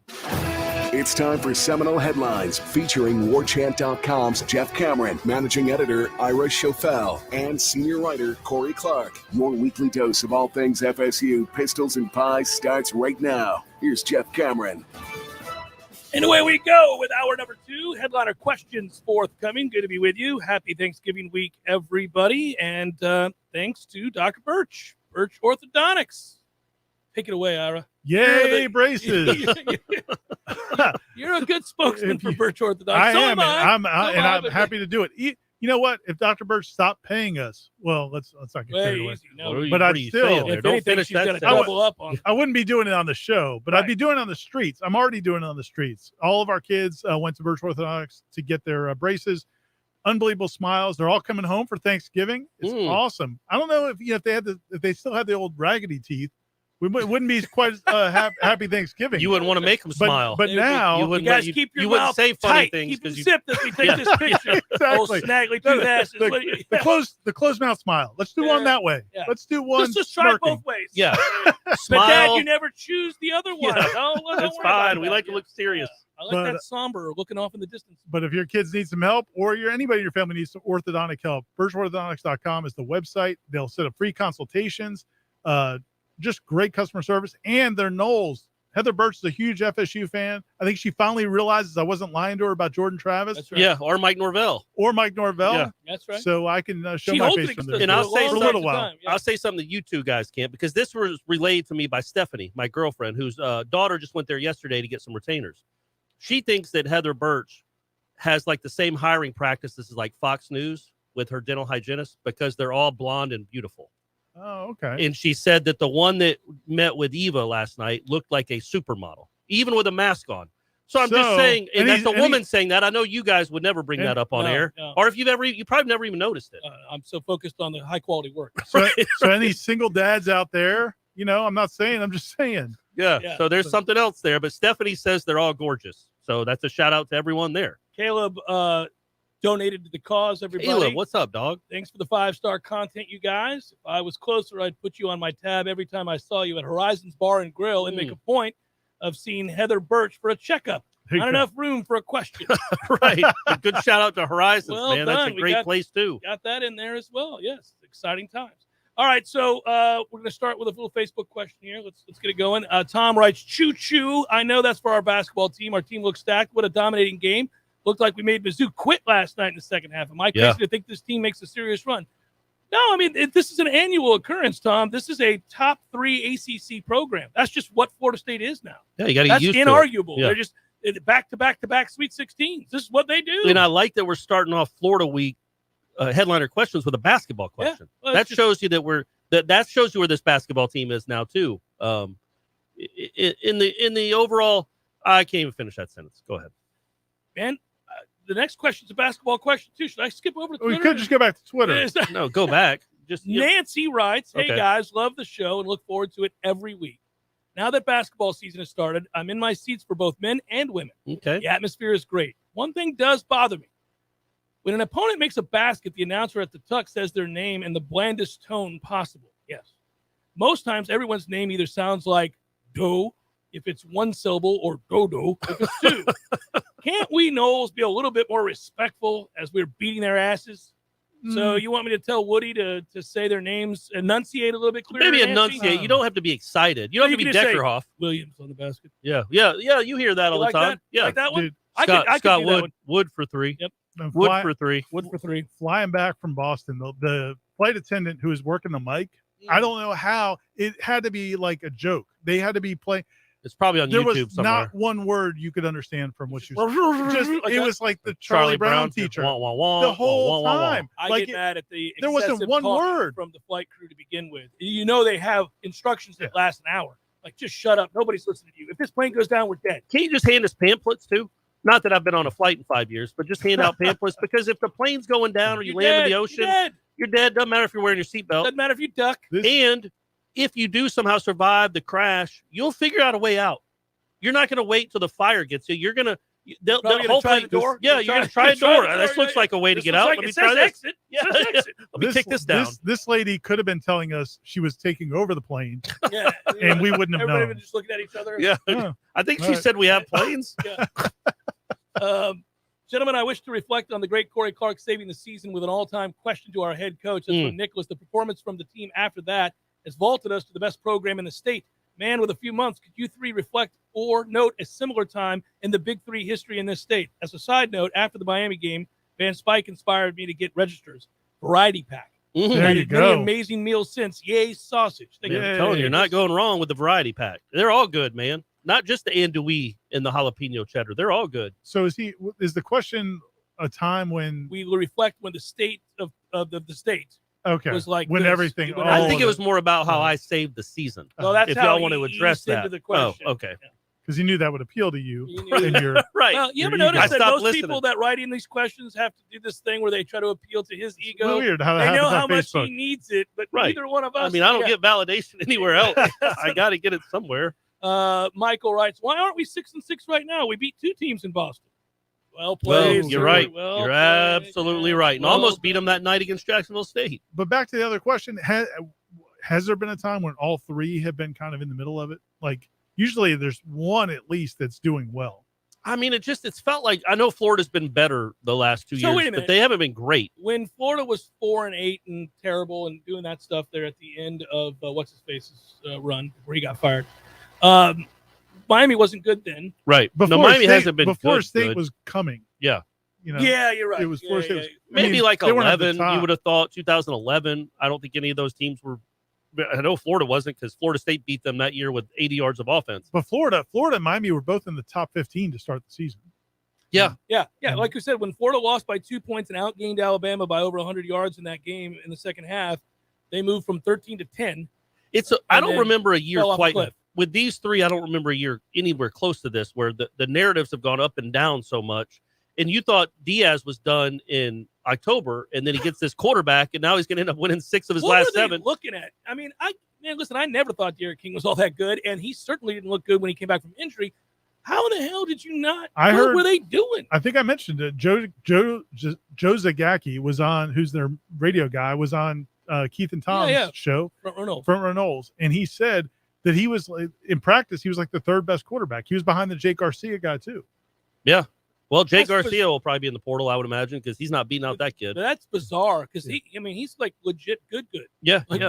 what are we doing? Yeah. So, and he's good in the rain. Although he was good in the didn't- rain the other but night. you know, he also didn't look great in the first game or two they played. It was like something happened after he got. It on was the like field for a while. halftime at Carolina. And right. he just said, is when he's like, I'm just going to start winging it. I'm going to start winging it. But yeah, and then Florida's been. Florida was top 10. Thought they had the best coach in the state for sure, and now they just fired him before Diaz even got fired. And Diaz might keep his job because they're going to end up winning 6 of the last 7. I love that you say that, and I hope you keep saying it because I'm somewhere there's Miami fans cringing every time you do it. Like they don't want to keep dog. him. They I know hate they him. don't, but hate they him. haven't fired him yet, and he's going to finish the season with 6 wins in 7 games, and the one loss was a loss on a 4th and 14 on the road. Like they're that close to being like 8-4. Good for them. Keep him. I like what he's doing. I think, he's a great coach. They need to keep him. He's the best they've had I'd since extend Butch him, Davis. Extend him another few years. Yeah. Here. Well, Absolutely. you need stability down need there. that security Yeah. in recruiting. Yeah, Yeah. absolutely. Eric writes, gentlemen, we've reached that time of year where I want to wish you all not just a happy Thanksgiving, but a rock-ass solid Thanksgiving with all that pie that each of you can possibly And all do. the fixings. Yeah, All that. the pie. I went and got some pie the other day, boys. Did you? I did.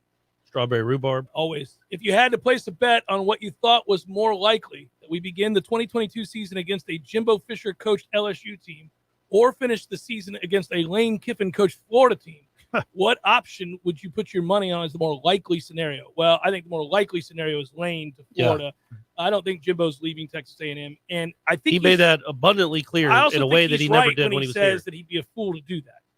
They have everything that he yearned for, other than he likes LSU more, which he does. Fine, he always will. He'll go to his grave secretly wishing he had been the head coach at LSU. But I think he also realizes that these people love him in a way that really nobody in Baton Rouge is going to love him. No. You know, I mean, if he doesn't come in there and win right away at Baton Rouge, soon get rid of him. Yeah, you're the next Curly Hallman. These people in freaking College Station think he's the greatest thing ever. Yeah, well, and it's he's steady cult, losing 3 games. It's a cult. He's the cult leader. Although they like torches. Usually cult leaders are like they're their people. Like they come from those people. Jimbo, I think, has some serious disdain probably. Oh, that's for my the favorite people part of the whole and thing admire is him. the look on his face. There is this unease to every one of his press conferences, or any time that he's forced to go down there and do the stupid little sway thing, or any of the other dumbass things they do, which is everything. Yeah. So every time I see it, I could just see that, because we've seen that face when he's uncomfortable. The darty eyes, you know how he gets that when he's either lying or he's uncomfortable in a situation, his eyes dart everywhere. I wonder what he looks like if he ever went to one of those Friday night yell sessions where they're hitting themselves and they're doing a little dancing thing. And, I mean, he would be like, he'd run out of the stadium. He'd probably start to cry. He'd run to LSU. He's like, I've seen this. I'm from West Virginia. I've seen this kind of nonsense. Or he'd just bring up his bank app on his phone. Yeah, well, stare at it. He's not motivated by money. Stare at his 2 ranches. He's got 2 ranches. He does love the ranch. Yeah, 2 plural. And he and Marty McGee can ride around on horses. So, by the way, I would tell you that, yes, again, Lane Kiffin, to answer your question, would be the more likely scenario, although that's not who I think they're going to hire. Now that Cousin Eddie is sipping high and eggnog in his RV while rubbing Snot's belly, do you think the Gators will play inspired football? This is from Allen. Or will they go into hibernation for the winter and the Noles go bowling? It's a great question. Yeah, there's no way to know. I just think that this week you wouldn't think they're preparing at a fever pitch for this game with so much uncertainty about their careers, their futures, their coaches' futures. But yeah, man, we'll see. I mean, it is a rivalry game, and I assume they'll come out and try to play hard, at least initially. And don't you think, like, if Florida State was 10-2 or 10-1 right now, they would be more fired up? Like, it's not like they think they're ruining this great Florida State team season. Yeah, it's like, let's keep them away from a bowl. It's like, all right, they haven't been to a bowl in 3 of the last 4 years. That's not that big a deal. You're not ending a bowl streak. So I just don't know where the focus and motivation comes from. It doesn't. You wouldn't think it's going to come from. Especially if they don't really want to play in a bowl. Well, that's another part. Because that could be that they want to go play in a bowl, but it doesn't seem like they do. No, that's extra time together after this miserable campaign. I don't want to do this for another 3 weeks. Again, with coaches that won't be there. Yeah.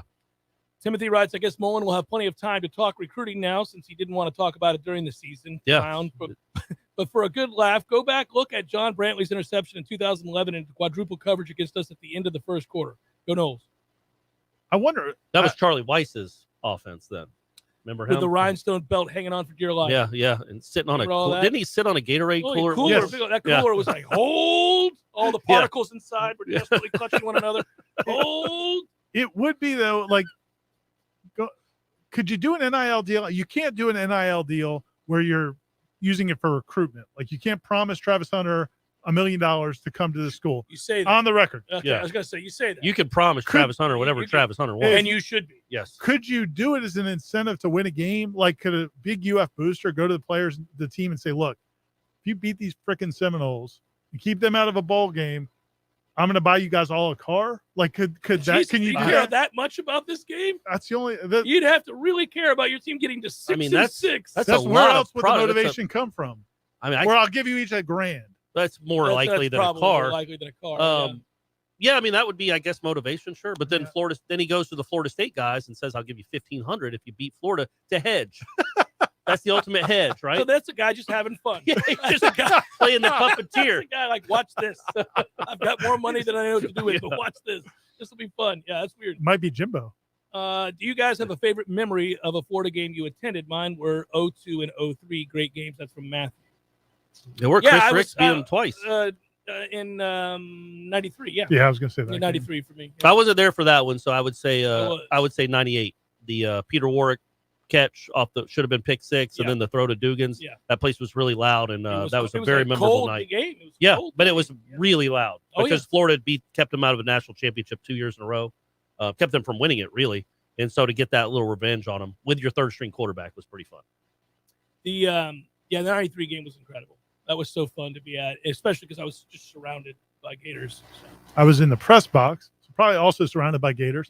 But probably. But it was but just the fact that it was if first of all it was played at such a high level, the crowd was amazing, and then you knew that play was historic. Like when it happened, you're like, oh my gosh. Yeah, and then there was the time the Sebastian Janikowski field goal. That was 99 in the swamp. After it had gotten so loud and Florida had come back, and then Chris Winkie led them down, and then when he, the penalty call, and then he turns to the fans, and then makes it. That was a good moment too. I was at that. Yeah, that was a good win. That was a good one. Good They've had a lot of good moments down there. Not some not great ones, but a lot of good ones too. Seminole Headlines. I like Kelvin Benjamin too, by the way. Continues. Just bitching him. Yeah, all day long. Yeah, that was good. Throwing him into the stands. Yeah, and then and rolling through the whole team on that one touchdown. Yeah, it was. You're right. That was a good. That was as dominant as he got mad because early in the game he was interfered with, and the official allowed it. He was like, "Oh, so they're playing big boy ball out here now? Yeah. Okay." Good luck, Vernon. Yeah, it didn't work out well for them. Yeah. Seminole Headlines, 93.3 Real Talk Radio, Warchant TV continues. Tish here. If you know me, you know how much I love to grill, smoke, and cook outside. With the holidays just right around the corner and the cooler weather, there's nothing better than a backyard fire pit or a custom outdoor kitchen. But where do you start? Well, you start at Hearth and Patio of Tallahassee. They have everything for gas grilling, charcoal, standalone grills, built-ins, custom kitchens, unique high-end fire pits, and you can even build your own pizza oven. And don't forget about maintaining your indoor fireplace. If it hasn't been used in a while, it's a good idea to have Hearth and Patio come take a look at it to make sure it's safe to use. Or you can replace the whole thing and transform the look and style of your room. If it has anything to do with fire, you need to call Hearth and Patio. Write this number down. It's 727-4282. That's 727-4282. Or you can always check out their website to view all their products and services at hearthpatiotallahassee.com. Siri, tell me a joke. The past, present, and future walk into a bar. It was tense. All jokes aside, the trained professionals at Mac & More Systems are serious about Apple products. For all your Mac repairs, call Mac & More Systems at 894-3622. 894-3622. What's important when shopping at a gun store? Let's start with a friendly and knowledgeable staff. Then add top-notch service, great selection and pricing, and a personal shopping experience only found at a locally owned and operated business. And Red Hills Arms, they're right on target. While other gun stores come and go, Red Hills Arms remains Tallahassee's go-to local gun store for all your firearms needs. Stop by today and get welcomed in like family. If you weren't the owner of Gordo's and all those wonderful restaurants, Eddie, what would you be doing? I think I'd want to be I don't know what I'd want to be. A boat captain or a cowboy. You know how to use a lasso? No. You'd have to do that if you were a cowboy. Yeah, but I've never even been on a horse. It's not my place to be on a horse. I agree. And the horse thanks you. Gordo's, bringing the flavor and flair of Cuban food to Tallahassee since 1996. Ready for holiday spirits? For 15 years, Keys to Exceptional Youth Success has provided summer and post-secondary educational opportunities to students with disabilities. Keys helps provide a brighter future to many students in the Big Bend by assisting students further their educational and employability skills. This year, Keys is asking you to join in holiday spirits by purchasing raffle tickets to 3 incredible packages. For all of the festive details, go to keysbigbend.org. Tickets are just $25 each. Must be 21 or older to enter. No purchase necessary to win. Donors include Keys board members, Total Bathroom Solutions, and Deep Brewing. You can also enter the raffle at the Grinchmas Celebration on Saturday, December 11th at Bannerman Crossing beginning at 6 p.m. The winning tickets will be pulled at 7:30 p.m. Grinchmas Celebration sponsors include Oyster City Brewing, McGowan's Hops and Grapes, Bannerman Crossing, and Christy Irwin Stylist. Join us for karaoke and fun in support of Keys. Visit Keys Big Bend on Facebook for event details. 'Tis the season to grow your heart. 3 sizes or more. Let's be honest, we all have way too much stuff. Maybe your storage closet is full, your garage is full, or the guest bedroom is a mess. Call Southeast Portable Buildings 580-6400 or visit them online at southeastportablebuildings.com. Life is stressful. Dinner shouldn't be. That motto is why Register Sausage has been doing business in the Florida Panhandle and Lower Alabama for over 75 years. A proud sponsor of Seminole Headlines, Register Sausage always provides the best Southern smoked sausage to over 140 grocery stores and restaurants throughout the Southeast. Headliners have discovered the Register's difference. You can too. To find a store that carries Registers near you or to buy directly, head to registermeats.com. That's registermeats.com. Register Sausage. Yay, sausage! Seminole Headlines returns now. Head to YouTube and search for Warchant TV today to catch the show live or on demand. Now, here's Jeff Cameron, Ira Schofel, and Corey Clark. Nate wants to know, is the sod cemetery big enough for the huge bit of sod that Jermaine took? Yeah, I don't know if how you knew angry those BC fans were. That was awesome. It is funny, though, to think about, like, and I get it, when people come and spit on your logo or plant a flag in the middle. It's like, guys, you've been cutting up people's fields for 40 years. I was telling it comes with the territory. I stay with my sister and my brother-in-law when I'm up there, and they're not big college football fans, huge Patriots fans, not big college football fans. And I was explaining it to my brother-in-law, and he's like, "So what now? Yeah. They cut." He's like, "Isn't that an artificial turf?" I was like, "Oh yeah." He's like, "Huh." And everybody's okay with that. No, not really. I want to know, like, okay what does Boston College do with that They little charge pocket? FSU. Do they? FSU has to pay to repair it. Oh, all right. Why don't they just bring a replacement right there and just like with a resod it? secret message underneath. Yeah, go after Cursing yourself, him. BC. Yeah, Or you guys suck. Sign Jermaine There you go. Johnson. Kier Thomas. Kier was here. Say Kier was here. Sam writes, "Hey Jeff, and Gom looked pretty good at the start of the game That's last right. night. That's right. He's a Could difference be maker. Ira's right for 2022." On a serious note, is what he writes. That wasn't What? serious. That was serious. What are the three wise men's thoughts on this basketball team? We think they're good, like they are every year. We just think that it's going to take a while to gel. You'll have some good performances, have some performances where you're like, that's head scratching. But by the end of the year, they'll be good. I think it's going to be interesting with Mills because he is a guy that is used to a contested shot for him is still a good shot. But in this offense, that's not what they preach. You pass it until somebody's open. But he makes a lot of those shots, or he has in his career. So there's going to be that delicate balance of this is a good shot for me, but maybe not a good shot for the team. In him because he hasn't been great yet.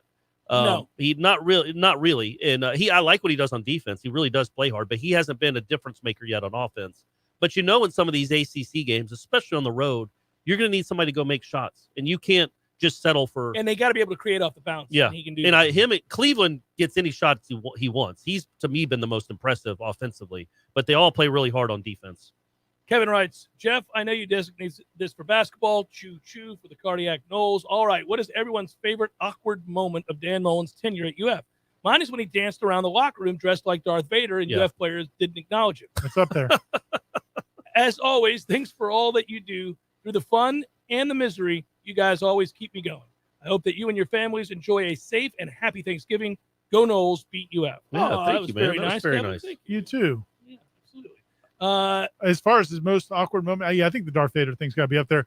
Although, because it wasn't funny and it didn't really have there was no context. There was no to connection. It. Yeah. No. And it also it was the day where he started the brawl at halftime. Yeah. And I think that was after the Texas A&M nonsense where he I want to see this swamp pack. He called everybody. I don't care about whatever this thing's called. We want 90,000. We want to. It's like, all right, and his player throwing a shoe. But so that also helps answer the question for people who think that just on the surface level of the record, like he was saying and doing dumb things that made powerful people on UF's campus, as well as powerful alumni, Bull Gators and the like, very uncomfortable. It's embarrassing. Yeah, it was humiliating. They thought he was obnoxious and a clown. And not good enough to be that. No. Yeah. Go ahead and keep winning 12 games if you're going to be. Yeah. So those are most of the Facebook questions, guys. So we're going back to Twitter here. Twitter, baby. Here we go. So we've won 5 out of 7. Can Mark Schleybaugh wait until after we beat UF to file his open records request with the Leon County Courthouse, or did he start today? I bet he's already got an Airbnb booked for after Thanksgiving. Old Schleybaugh, man. Before the Knowles get uppity. It is weird how we've talked about before how his career has become this. Yeah, because he went to UGA and is a very good writer, and he was at the Post as like Washington Post as like a college football writer, and then chose to publish the books about the stupid duck the guys. swamp people. Yeah. But then after that, it's like all his whole beat now. Stupid swamp people. Yeah, well, I know. Yeah, but his beat now is just off the field stuff. Like, I don't know that he's covered a game in 10 years. They had him on game day. It was like a month ago because somebody got arrested somewhere. Yeah, but that's his beat. And it doesn't weird. even look like he wants to be there. I don't think he hasn't wanted to be there in a long time. You don't get buddy. into sports writing to cover that. That's news. So That's new. It's just an odd path his my career thought taken. is, and it's a guess, that he's still under contract and they have to justify paying him. Right. So they're like, look, here's what you're going to have to do something, when man. you You don't ever- do a damn thing ever. When you ever hear about Schlabaugh's name anymore? It's only like once a year when something happens. An Orgeron hits on the Baylor Orgeron hitting on a co-ed, whatever those things So are. I do have a bit of a funny Schlabau story. He tried to get me to tell him what I was going to say on the Sports Jameis Center thing. for the Jameis thing.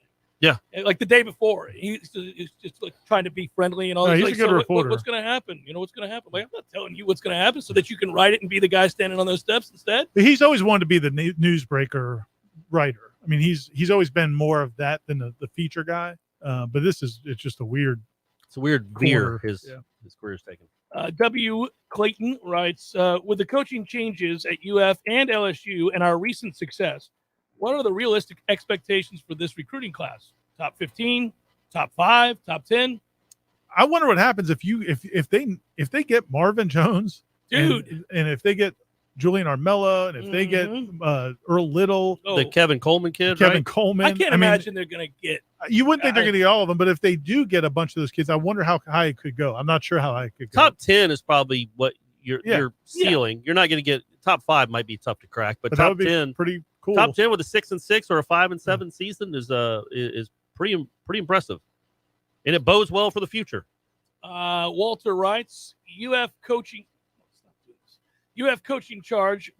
change blamed entirely on the UF media beat writers. They did not have the Corey Clark talent in the room who knew how to ask Mullen the right question at the right time in order to save a program. You think you would have got those responses from Mullen? I think, man, I get it out of anyone. Right. Ira, you know that. just Look what push I've the done buttons. to you. Yeah. You just It's your the manner personality with now. which he asked it elicits a fiery response or an emotional one of some kind. I think Sometimes Dan you break Mullen, people down into because that tiers. was a recruiting question. Mm-hmm. So he would have just said, hey, it's not recruiting season.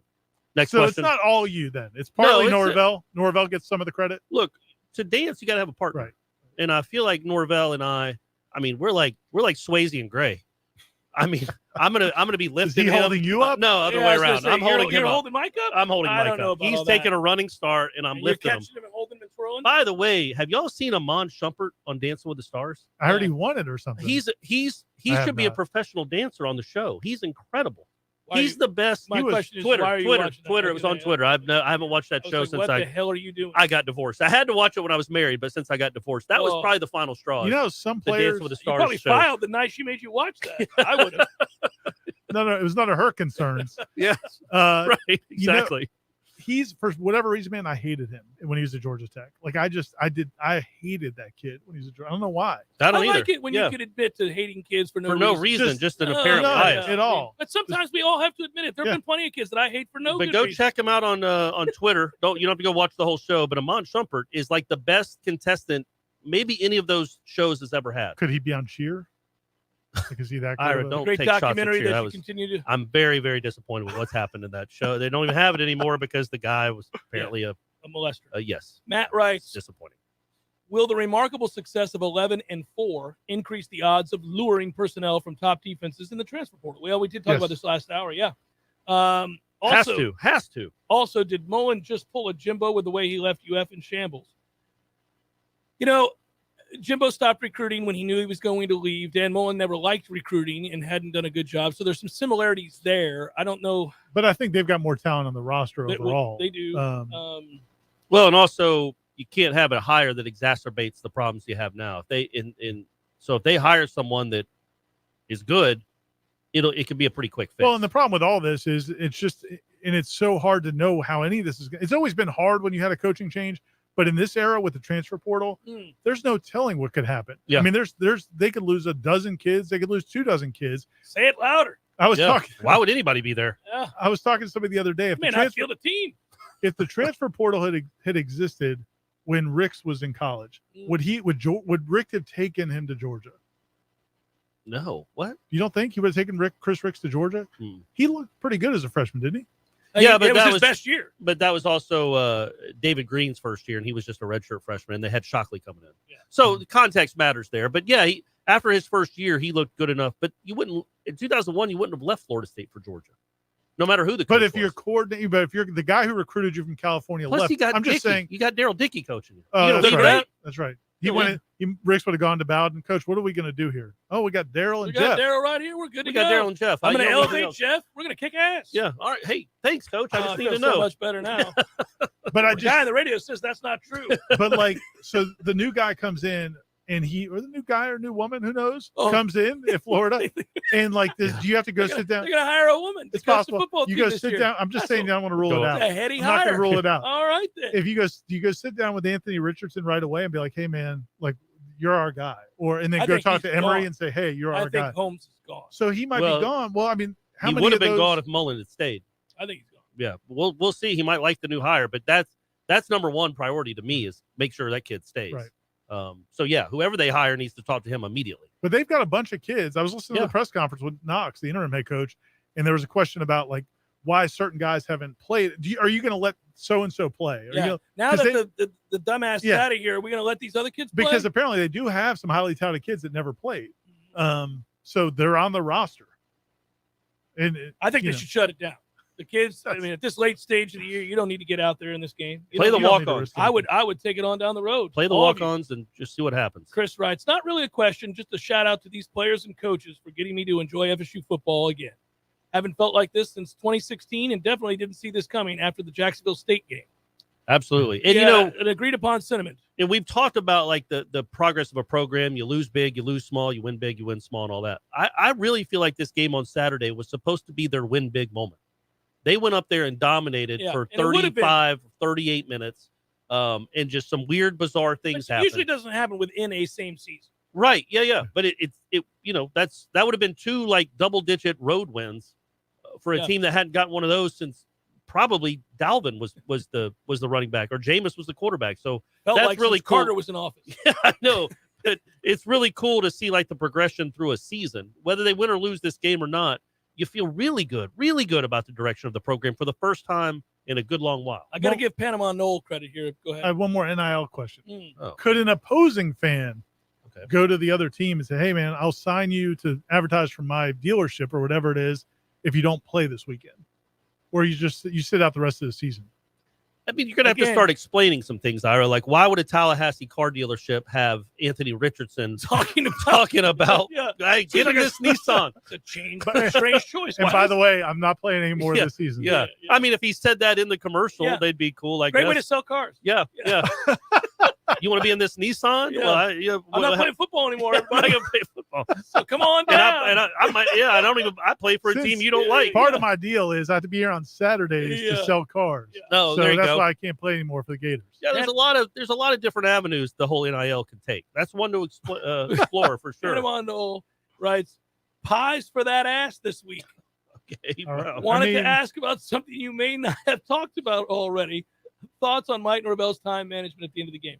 Yeah, no, he nailed that. That seems self-evident, right? Watching that play out the way that it did. The first half was, I don't know what's going. Once you try the shot in McLean and he loses it in the sun or whatever, because that was a good throw. He did lose in the sun. I don't know if you could tell it on TV, but the sun was that side. So once that happens, just take a knee and get out. You don't need Jordan Travis taking a ridiculous, unneeded sack, an unneeded hit for no real reason at your 20 with 20 seconds left. I kind of liked Halfley coming back and calling timeout. with 1 second left. 1 second left. That whole thing. But the last part of it, there are a lot of coaches that are, because of the plays they run, whether it's a knee or just running straight into the line, they're having to punt with 8 seconds the rest left. of that off. Yeah, I thought he was either going to do what he did, Or roll take a out to the safety. right, or run back and take a safety. I thought he might take a safety, which would have been problematic.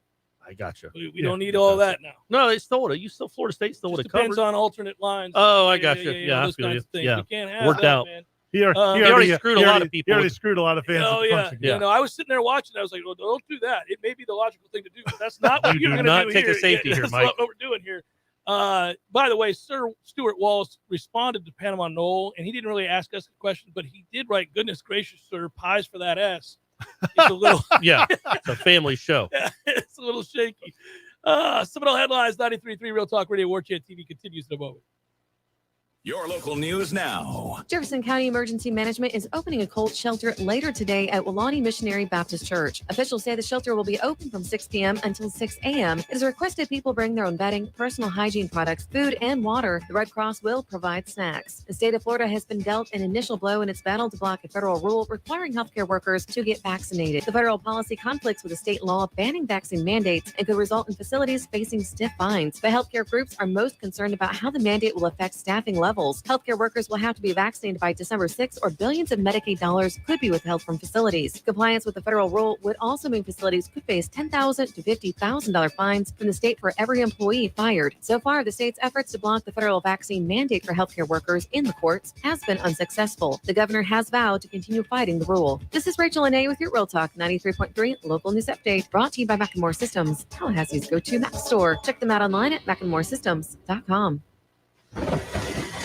This is meteorologist Paul Trombley with your Real Talk 93.3 weather update. High of 59 this afternoon. Under sunny skies, northerly winds 8 to 15 miles per hour. Lows level off around 33 tonight. Clear skies and quiet. Ample sunshine expected again tomorrow. Daytime highs approaching 65. Upper 60s Thursday. Cooler on Friday with highs in the mid 60s. This report is brought to you by the Lawn Johns. For all your landscaping and lawn care needs, visit thelawnjohns.com. Right now, 58.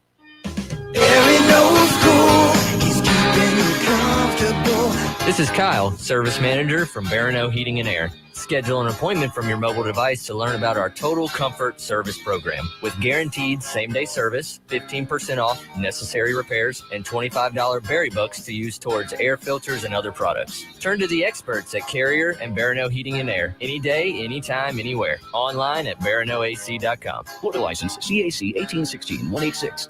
Life is stressful. Dinner shouldn't be. That motto is why Register Sausage has been doing business in the Florida Panhandle and Lower Alabama for over 75 years. A proud sponsor of Seminole Headlines, Register Sausage always provides the best Southern smoked sausage to over 140 grocery stores and restaurants throughout the Southeast. Headliners have discovered the Register's difference. You can too. To find a store that carries Registers near you or to buy directly, head to registermeats.com. That's registermeats.com. Register Sausage. Yay, sausage! Here's what you missed on the Greg Tish Show. Charlie Crist, he's running for governor. To mention the governor, I'm tired of it. I'm sick of it. We see it in presidential. We see it all the time. It's the new norm. We even saw it in local that it should be. It's like, hey, I'm running for this local But seat. do you understand? I heard a statistic that like half of our population reads at like an 8th grade level. And what is the other 2/3 Half rate does. at? That means almost half does not. You're right. The Greg Tish Show, Monday through Friday, 6 to 9 a.m., only on Real Talk 93.3. Seminole Headlines is brought to you by Register Sausage, serving the Florida Panhandle and Lower Alabama for over 75 years. To find a store near you or to buy directly from Registers, head to registermeats.com. That's registermeats.com. Seminole Headlines returns now. Head to YouTube and search for Warchant TV today to catch the show live or on demand. Now, here's Jeff Cameron, Ira Schofel, and Corey Clark. Mike wants to know, next year, can we get a headline cast during the football games like the Manning cast? Ratings gold mine, boys. I wish we could. The issue we've got is we can't Covering show of you the the game. game. Well, we can't. Well, the other part is we can't show you the game on video because they have the rights. But you could listen to us watch the Right. game with you. It's like we're all in a bar watching the game together. Yeah, we can do that if you can get it synced up. But yeah, we actually have to cover the games. Yeah, but we just talk the whole time anyway until the game's over. Good point. Central do that. Florida Charge Noles writes- $20 Yeah. entry to watch the game with us on a cast. You'll have to write in giant letters, not safe for work, and then spell it out for everybody. Ira. Yeah, especially if it's a night game. All the sensibilities, the crybabies will be out here. Oh, if we win on Saturday, are we safe to let our Gator friends and family have it, or is it too soon? Would that be bad karma? Just wondering how big of an ass I can reasonably be. I think you soak it up while you can, right? Yeah, man, you don't know. Nothing's guaranteed. Right. Tomorrow's not guaranteed. If you beat them, you don't know when you're going to beat them again. Now, we think it could be a run here, but we don't know. So go ahead and soak it up while you can. You should be doing that to your Miami fans right now, Hey, your man, Miami friends right now, if we you were- have any. We were 0-4 and lost to Jacksonville State. We still went to your stadium and kicked Yeah. ass. Went to your stadium and beat your ass. Jacksonville State would have beaten y'all by 3 touchdowns. Y'all don't understand how good that team was. Mark writes, who do you think will be the next coach at Florida? Who would be the best and worst from the FSU perspective? Well, I don't want him to hire Billy Napier. That's the coach that I think very highly of, and I think he would be a good hire for them. I'm hoping LSU makes that hire because I actually think that's who they should hire. He's already recruited the state of Louisiana exceptionally well, and that's a big-time job that he'd be interested in. But so is Florida, so we'll see. And as far as who would be the worst for them in terms of how that helps FSU, you have to assume. Well, Well, there's some options. Willie. I don't think they're going to hire Willie. He's struggling right now. I don't know if you saw that, but well, I mean, so some other names that might not work out for them that they think is Ray Goff still alive? Who's in the Saban rehab clinic right now? Well, there's a bunch of them, but that doesn't always. Yeah, man. As it turns out, I wish they would have hired Sark. Yeah, man. Good grief, that guy's really turning around out there. Man. The thing is, you don't know. You just don't know. How many guarantees are there out there in college football right now? That's why Alabama did what they did with Saban. That was like the one He's guy. the guarantee. Urban Meyer is a guarantee in college. I don't know anymore. But I think he's still. I don't know, man. That reputation has been absolutely. But who else? obliterated. I don't know that there's anybody else that you can name that is an absolute 100% guarantee you want them. I agree. They would be good I here. agree. It's Saban. That's it. Saban. I would throw Urban in there, but I get your perspective. Yeah, and I don't know. And Urban's not on Saban's level. And plus, Urban's going to leave after a few years. Saban would ride it out. Well, he's 70 now. When's he going to leave? Damn it, man. It's ridiculous. I say it all the time. Isn't he tired of this? I say it to people who I don't even know. I'm at the coffee shop. When is Saban going to leave? I mean, I'm tired of it. Good Christ. Doesn't seem like a guy who really wants to retire. No. I think he wants to spend time with his grandkids, his grandbabies. Swim in the lake? Yeah, just swim in his lake. Hang out? Yeah, no, I don't think Maybe so. hang out on Jimbo's ranch. If winning 47 national championships didn't make you want to retire. It's funny, like Stephanie asked me, she's like, how many does he have now? Oh, I have no idea. I think it's 7 or 8. Could be 12. Could be 15. Really, who He cares? wins them every I don't other even know year. that Alabama fans truly remember how many he's had. Like, are they back? Do they have those water cooler talks? Like, you think that 16 team could have beaten the 19 team or the 14 team? They probably are having that conversation. Well, it's probably a good life to live, I guess. I guess. But there is no, look at some of these group of 5 guys that everybody thought was great, and they go to a different, you just don't know. You can't know how, like, a Matt Campbell is going to handle in-state recruiting at the University of Florida. You know he can coach, but there's so much more to it. Well, and the other part, I hold off on all that praise for Matt Campbell that everybody else throws around anyhow. Well, sure. But the other thing I would say is Iowa once in your life. Well, he's Iowa State, man. What are you going to do? It's like giving him grief it's giving Leonard Hamilton grief for not winning a national championship. You're Florida State. Well, hold on. They're not. Iowa State's not getting to the equivalent of Sweet 16s every year. I feel like Iowa State being Iowa ranked. State. I feel like Iowa State being ranked in the top 20. We got sidetracked. The other thing I was going to say is it also is from year to year, the job changes so much in terms of like coaches that are successful. Jimbo in 2013 pushed the right buttons with that team.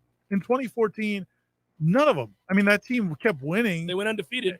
Like in spite of themselves. Right. You know what I'm saying? Like but they were never motivated. They went undefeated because of how good they were in the recruiting. But what I'm saying is the defense never played hard. Right. The offense, they went through the motions. They only played well when they were down 14 or 21 points. So I mean, and he was a good coach. So I just think there's a lot to coaching football. Well, we see this all the time, and to your point, and I've tried to make this point too, because fans, we get wrapped up in it and get emotional, and when a guy fails somewhere, we think, well, that's it, that's all for him. But we've seen guys have success one place, go and fail miserably at another place, and then go somewhere else and have success. Yeah. Like, did they suddenly get dumb and then smart again? Like, I don't think Scott Frost forgot how to coach football after taking UCF and making them undefeated. They were irrelevant until he made them undefeated. He gets to Nebraska. Is he just a dumbass?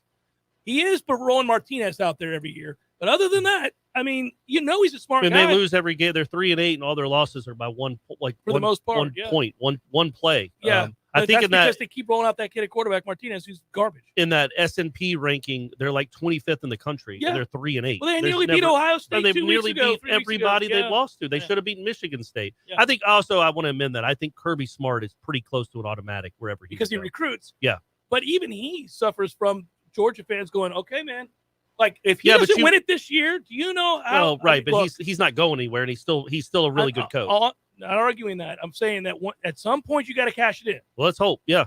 Like Snicker did, like my man Snit did finally. I mean, they really Georgia just has to win because they're going to beat Georgia Tech by 1,000. Yes, they just have to beat Alabama or just win the playoff game because they're going to be in the playoff. That's what I'm saying. So they just have to win one of those two. I think they want to avoid having to play Alabama again or having to play Ohio State in the first game. If you're one, you get to play Cincinnati probably or something like that. Boat racing. Probably. I mean, they played them last year in the bowl game and beat them on a last-second field goal. Well, there was also very different motivations. Yes. Also, Who would like if Georgia and Alabama right now? Like, who would you guys give the edge to? Georgia. Because Alabama's defense seems so bad. Alabama had to fight like hell just to beat Arkansas last week. But Alabama does have a good offense. Yeah, great offense. Georgia hasn't faced anything like that, anything remotely like that offensively.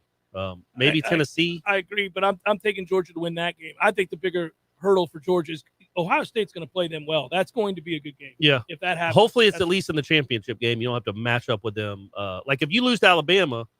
Well, maybe Ohio State would be number one then. So you wouldn't. I worry about a Georgia-Ohio State matchup in the semifinals. Let me ask you something though, because this will happen, and we got a break. And it'll be unfair, and you can be mad. But if he loses with this team being as dominant as they've been, Georgia fans are already all over him to some extent. I got Georgia buddies that are like, "Well, we'll see if Kirby can do it." Well, but I'm like, what's the alternative? You're not firing him. No, you're not firing him. I'm just saying that will weigh heavy.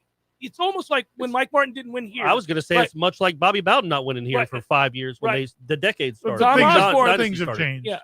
But, times have changed. I mean, the money is much different. Yeah, well, he's getting paid more. But I'm saying people weren't fired up with Bowden. And certainly after that Notre Dame game in 93, it's like, just never going to happen with this guy. Right. Never going to happen. Well, we know after they beat Nebraska, we said the monkey jumped off his back, sprinted across the field on the Tom Osborne.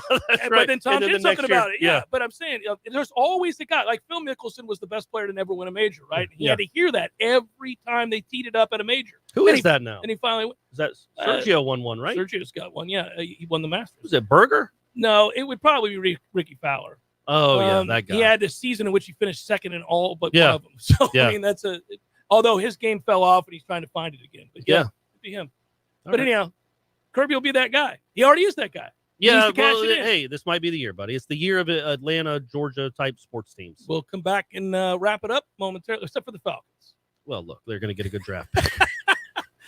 Seminole Headlines, 93.3 Real Talk Radio, Warchant TV. That's the Kraft Brothers dealerships. At Kraft Nissan, we've been amazed at the number of Toyota and Honda people trading up to Nissan's new family of SUVs. The changes are stunning. And don't just take my word for it. Motor Trend tagged Rogue as the 2021 SUV of the Year finalist, adding that Rogue can go toe-to-toe with Honda and Toyota. Well, guess what, Tallahassee? We can't keep the new Rogues on the showroom floor. Seriously, if you haven't seen one for yourself, come take a test drive and you'll see the new Rogue sells itself. In the 2022 Nissan Pathfinder, it's roomier, quicker, and better equipped. Plus, the second row seats easily slide and flip forward to allow access to the third row, even with a child seat installed. And finally, Car and Driver says savvy shoppers will be surprised by the new Armada's luxuriousness. So I encourage SUV lovers to come see the new Nissan family of SUVs. Everyone knows that Nissan SUVs have more standard equipment than the competition. The award-winning Rogue, Pathfinder, and Armada, only at Kraft Nissan,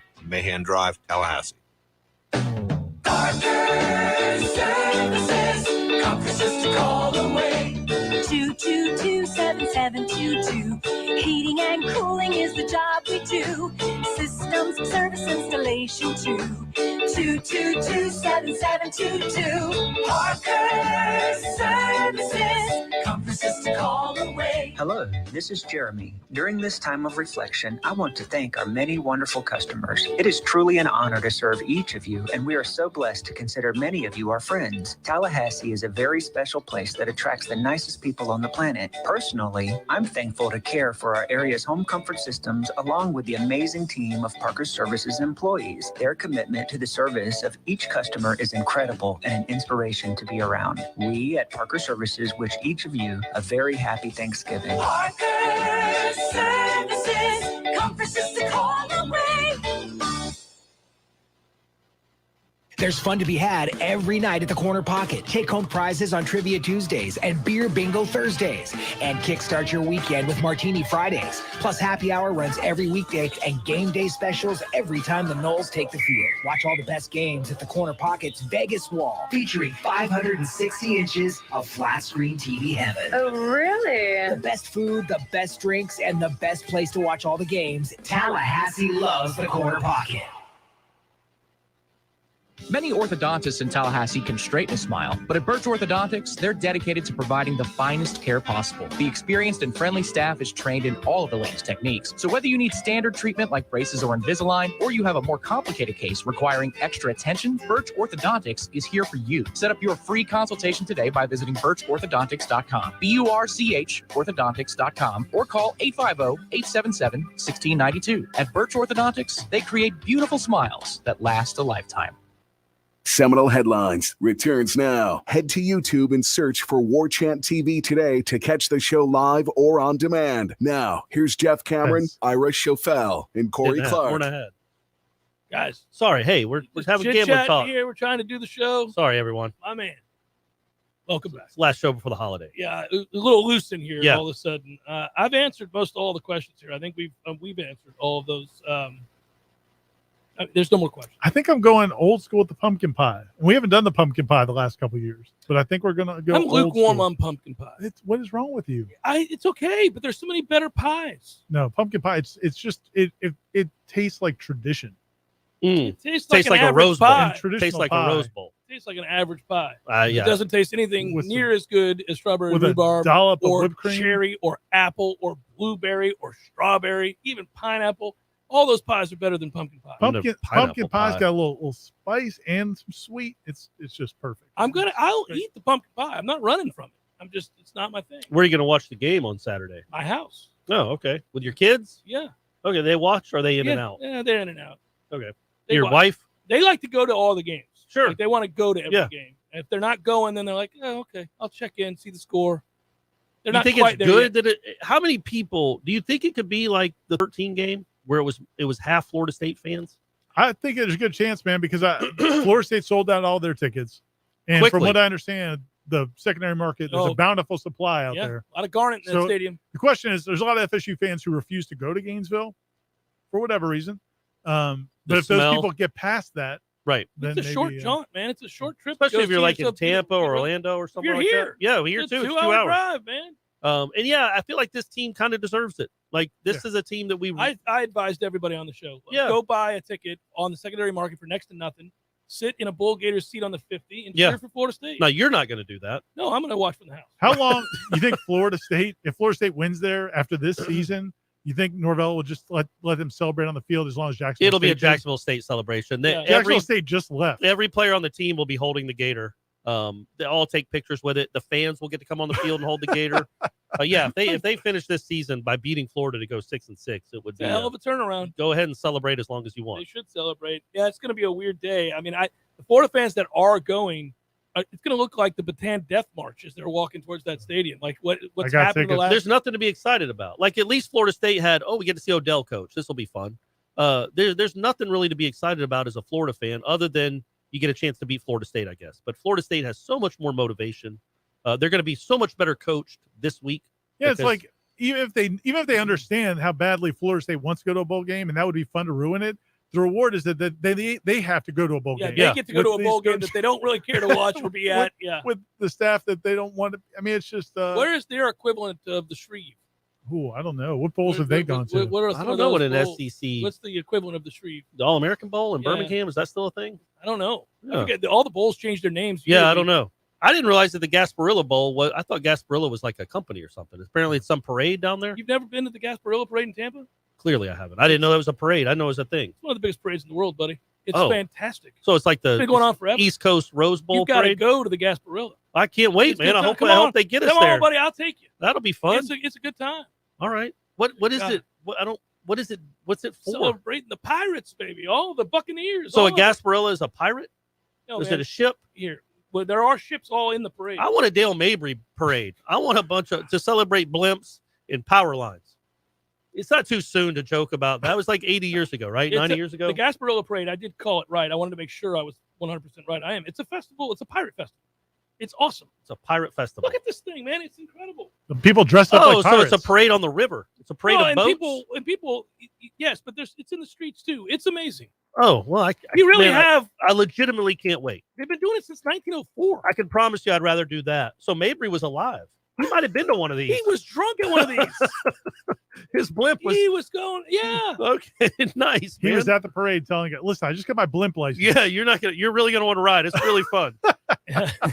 No, it's a good time. You'd like it, and it's a sea of people. Some of them scantily clad. Okay, even in it's December. Yeah, it's when fun is time. it? Does it have in January? Oh, okay. Well, then we won't be there for that. The game. So the game has no real tie to it. Maybe Mullen could be the grand marshal. No, they're not having the parade while we're there. Oh well, I mean, I don't know if I'm going to go back for that. I'll take you down there. Okay, I can't wait, man. I'd love to January go see a 29th, parade. buddy. We're going down there. Oh, Get January after 29th, Ira. Mm-hmm. All right. Well, cool, man. Tall boys for everybody. We'll wander the streets. Everything goes there. It's shenanigans. Either way, trust me. If they Does it go by Mons? No, not really. Well, you can make a detour. It's pretty simple. A couple of turns. But either way, if they beat Florida, we're definitely rooting for that bowl and not. I want to go to else. the Shreve, buddy. I don't go. I really don't. You don't really don't. No, I know.